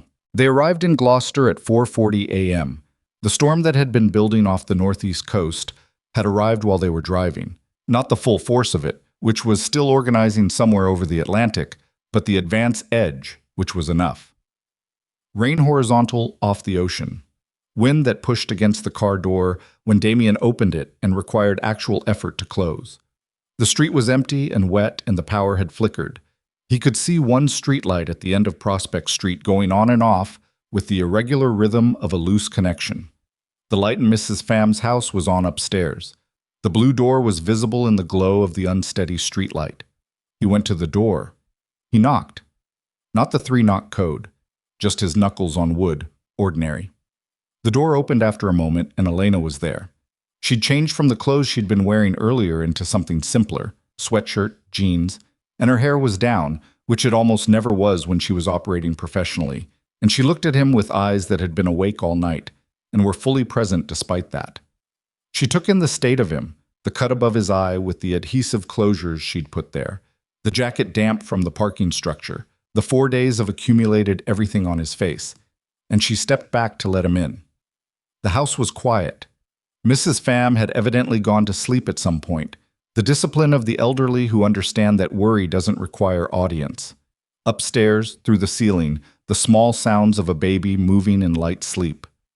Elena stood in the entry and waited. Damian said, "It's done. Salazar's men are recalled. He's going to surface the problem with the Eastern District case tomorrow morning." He paused. "There's going to be a federal process. For me, I'm going to surrender to it voluntarily. On my terms, through Gerald Stern, which gives me more control over the outcome than if I wait for them to come." He held her eyes. "I could do time. I don't know how much. Gerald will negotiate, but I'm not going to ask him to make everything disappear. There are things I'm responsible for, and I'm going to be responsible for them." She listened. She didn't interrupt, didn't react visibly, just listened. The same focused quality she brought to everything, giving it her full attention. He said, "I also need to tell you something I should have told you a long time ago, about the miscarriage. February 2 years ago." He paused. "I chose the deal over coming home. I told myself it was one more day and you'd understand and I'd make it right. And I never made it right. And I know that a significant part of what's happened, not all of it, but a significant part, is that you stopped believing I would choose you, and you were right to stop believing it because I hadn't earned the belief." He stopped. "I'm sorry. That's not enough. And I know that. And I'm saying it anyway." Elena looked at him for a long moment. She said, "I knew about the federal case, not the details. But Marco told me months ago that there was federal interest in your organization, that it was coming." She watched his face process that. "I factored it into the decision to leave. I didn't want to be standing next to you when it arrived." She paused. "I'm not angry that it's happening. I'm angry at how long it took you to let it happen." He said, "Me too."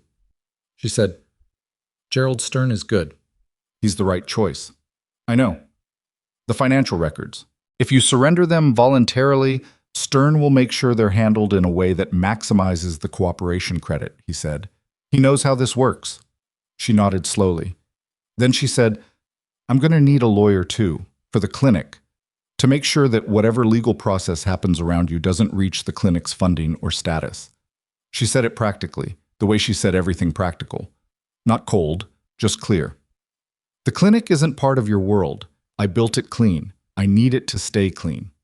It will, he said. I'll have Stern work with whoever you choose, whatever documentation is needed. She looked at him for a long moment. The house creaked slightly in the wind off the ocean. The light in the entry was warm and a little unsteady, and it made her face look the way he remembered her face from very early in their marriage. Not younger exactly, but unguarded in the way of late nights when people stopped performing. She said, Luca asked for you. He went still. He's 2 months old. He cried for an hour after I put him down, and Mrs. Pham tried everything, and then I tried everything, and then I picked him up and said, I said, your father is coming. She paused. And he stopped. She said it simply, without drama. I don't know what that means neurologically for a 2-month-old, but I said it and he stopped. Damian looked at the ceiling, the way he had earlier in the evening from this same approximate spot, as if he could see through it to where his son was sleeping. He said, Can I? Yes, she said, before he could finish. Go. He went upstairs. The room was small, the ceiling sloped on one side, the window showing the dark ocean and the rain moving sideways across the glass.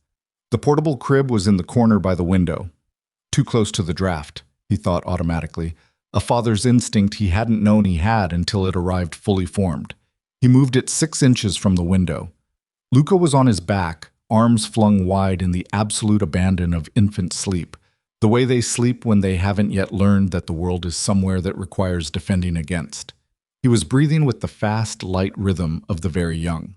His face in sleep was profoundly peaceful, in the way that only the face of someone who doesn't know yet what there is to worry about can be. Damian sat down on the floor next to the crib, not in a chair. On the floor, his back against the wall, close enough to hear him breathe. He sat there for a long time. He thought about the meetings he'd missed, all the accumulated important things he'd chosen over the ordinary hours of a life. He thought about Elena calling him from a hospital parking lot and him not picking up. He thought about 22 years of building something that had turned out to be primarily a machine for keeping him away from the things that actually mattered. He didn't try to resolve any of it. It didn't resolve. It was what it was. The ledger of a man who made wrong choices with full information and would spend a long time accounting for them. But Luca breathed and the storm moved against the window, and he was here. Whatever came next, the lawyers, the federal process, the negotiation of what remained of a life after the structure of it was surrendered. He was here right now, present for the first time in a long time, maybe the first time in too long, in a room that mattered. He heard Elena on the stairs. Quiet steps.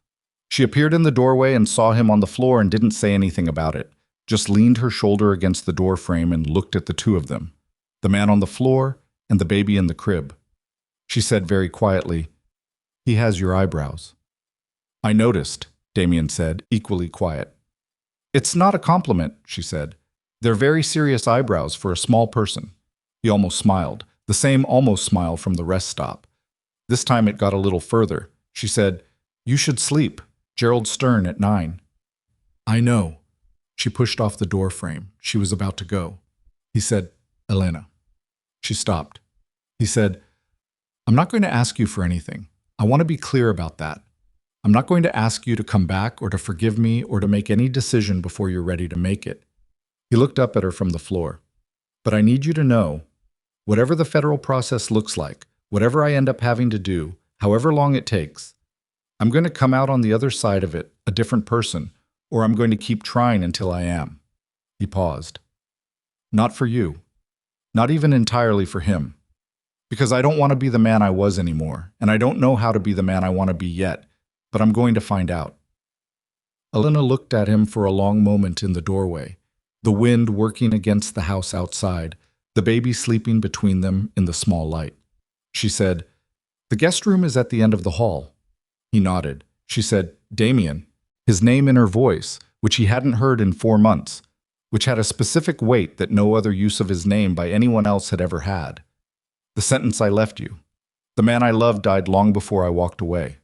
She paused. I want you to know that I'm not sure it's true anymore. I'm not sure it was true when I wrote it. She looked at the window, the rain. I think I needed it to be true so I could leave. And I don't regret leaving, but I think... She stopped, started again. I think the man I loved didn't die. I think he got lost. She looked back at him.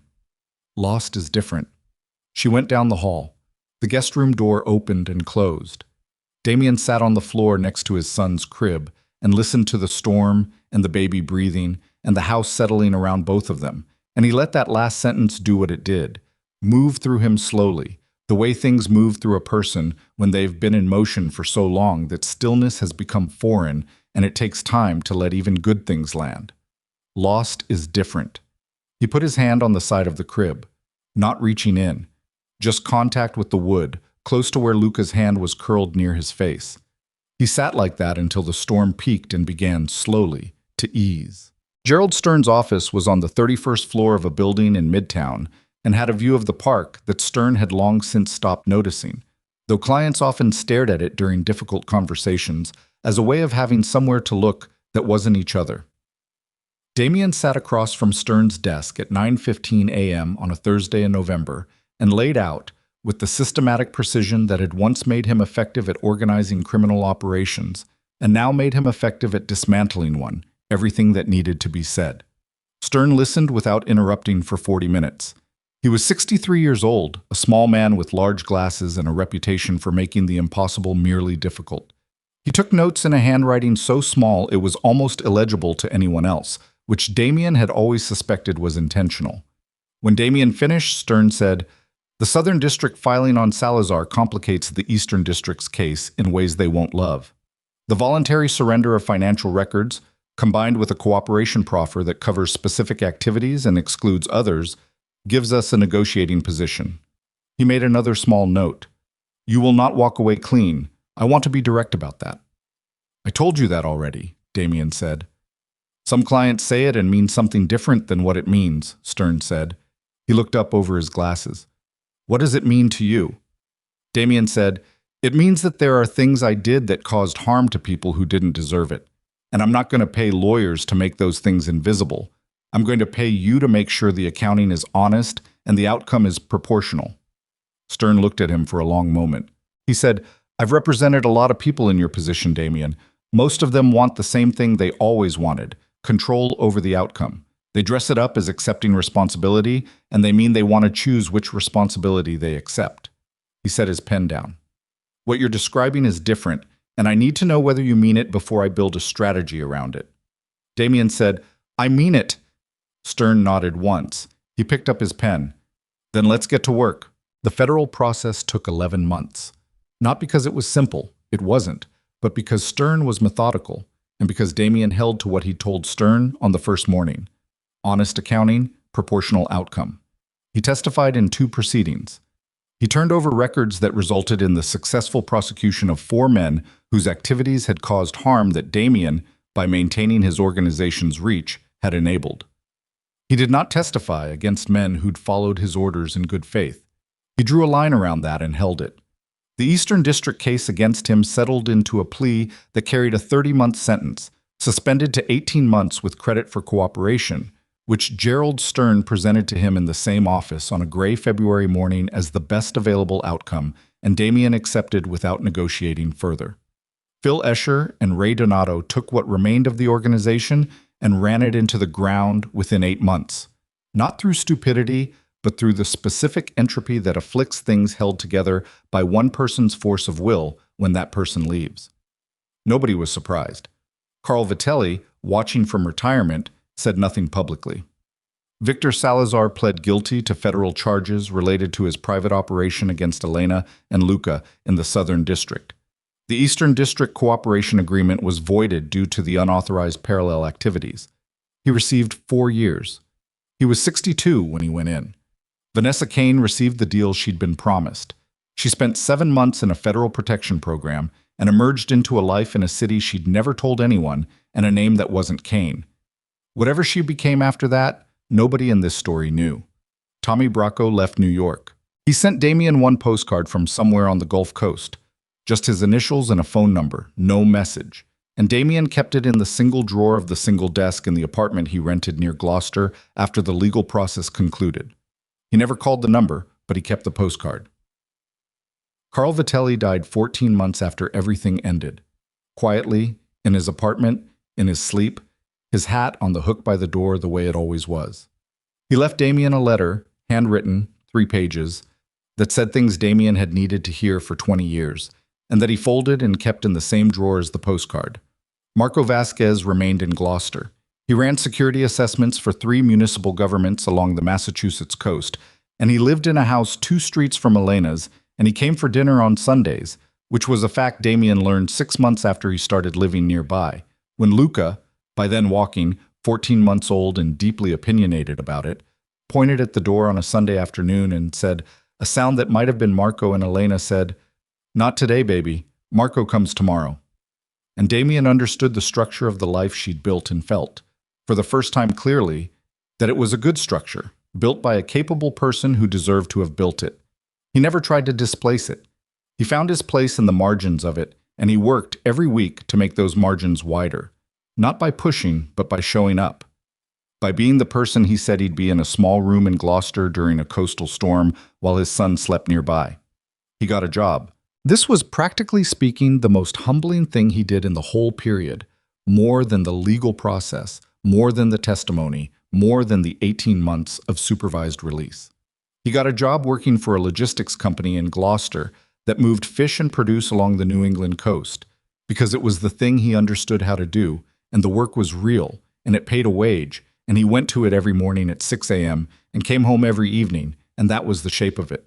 His employees found out eventually who he was, and mostly didn't know what to do with the information, and eventually stopped thinking about it because he was the person who showed up on time and knew the routes, and didn't complain. He rented a small apartment half a mile from Elena's house. Not adjacent, half a mile. He didn't push the proximity. He showed up for Luca on the schedule Elena set, which began as 2 afternoons a week and expanded, incrementally, as Luca grew and as Damian proved by repetition rather than declaration that he was going to keep showing up. He learned what Luca liked. This turned out to be a moving target because Luca turned out to be the kind of child who was intensely interested in everything for approximately 3 weeks at a time before rotating to the next thing. At 14 months it was doors, specifically the mechanism of hinges. At 18 months it was the ocean, which he approached with a fearlessness that made both his parents stand very close. At 22 months, it was any vehicle larger than a car, which in Gloucester meant fishing boats, which Damian found he could explain with genuine knowledge, because the logistics company ran supply runs to 3 working fishing operations out of the harbor. He taught Luca about boats on Saturday mornings, standing on the dock with a toddler who pointed at every vessel with the intensity of a small person encountering something magnificent, and those Saturday mornings became the fixed point of his week, around which everything else organized itself. Elena watched this from a distance that decreased gradually over the following months. Not because she'd made a decision, but because decisions of that weight don't arrive all at once. They arrive incrementally, in the accumulation of evidence that a person is doing what they said they'd do, again and again, without demanding credit for it. On a Sunday in October, Luca was almost 2, walking fast and talking in the specific code of a child whose vocabulary was expanding faster than his articulation. Elena opened the door when Damian came to pick him up and said, "Come in for a minute." He came in. She had coffee made. She handed him a cup. She sat at the kitchen table and he sat across from her, and Luca ran between them with a toy boat he'd apparently received from Marco and was deeply proud of. She said, "I want to tell you something." He waited. She said, "I've been watching you for almost a year. I know you know that, and I know it hasn't been comfortable." She held her cup with both hands. "You haven't made a single promise in that time. Not one. You've just done things." She paused. "I don't know what we are. I don't know if we're anything other than 2 people raising a child who's going to need both of us to be reasonable." She looked at him directly. "But I think you found your way back from wherever you were lost. And I want you to know I see it." Luca climbed into Damian's lap without warning, as toddlers do, his small body entirely confident of its welcome, and held up the toy boat for inspection with an expression of tremendous importance. Damian looked at the boat.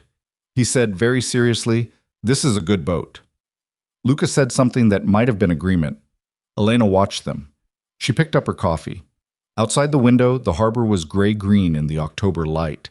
The boats at their moorings moving in a light chop, the kind of day where the weather couldn't make up its mind and the light kept changing, and the town went about its business the way towns do when they don't know they're in anyone's story. Damian sat in a kitchen in Gloucester with his son in his lap and his wife across the table, and the understanding that this ordinary, insufficient, imperfect, present moment was the only kingdom that had ever been worth anything. He just needed most of his life to understand it. And the understanding, when it arrived, didn't come with triumph or resolution or the clean satisfaction of a lesson learned cleanly. It came with coffee going lukewarm and a toddler holding a toy boat and a woman looking out a window with an expression that was not forgiveness yet, but was something that lived in the same territory, something that might, with enough ordinary Saturdays and Sunday mornings and cups of coffee allowed to go cold, become whatever it was going to become. He didn't push it. He sat with his son in the morning light and let it be what it was. That was enough. That was, for the first time in 44 years, genuinely enough.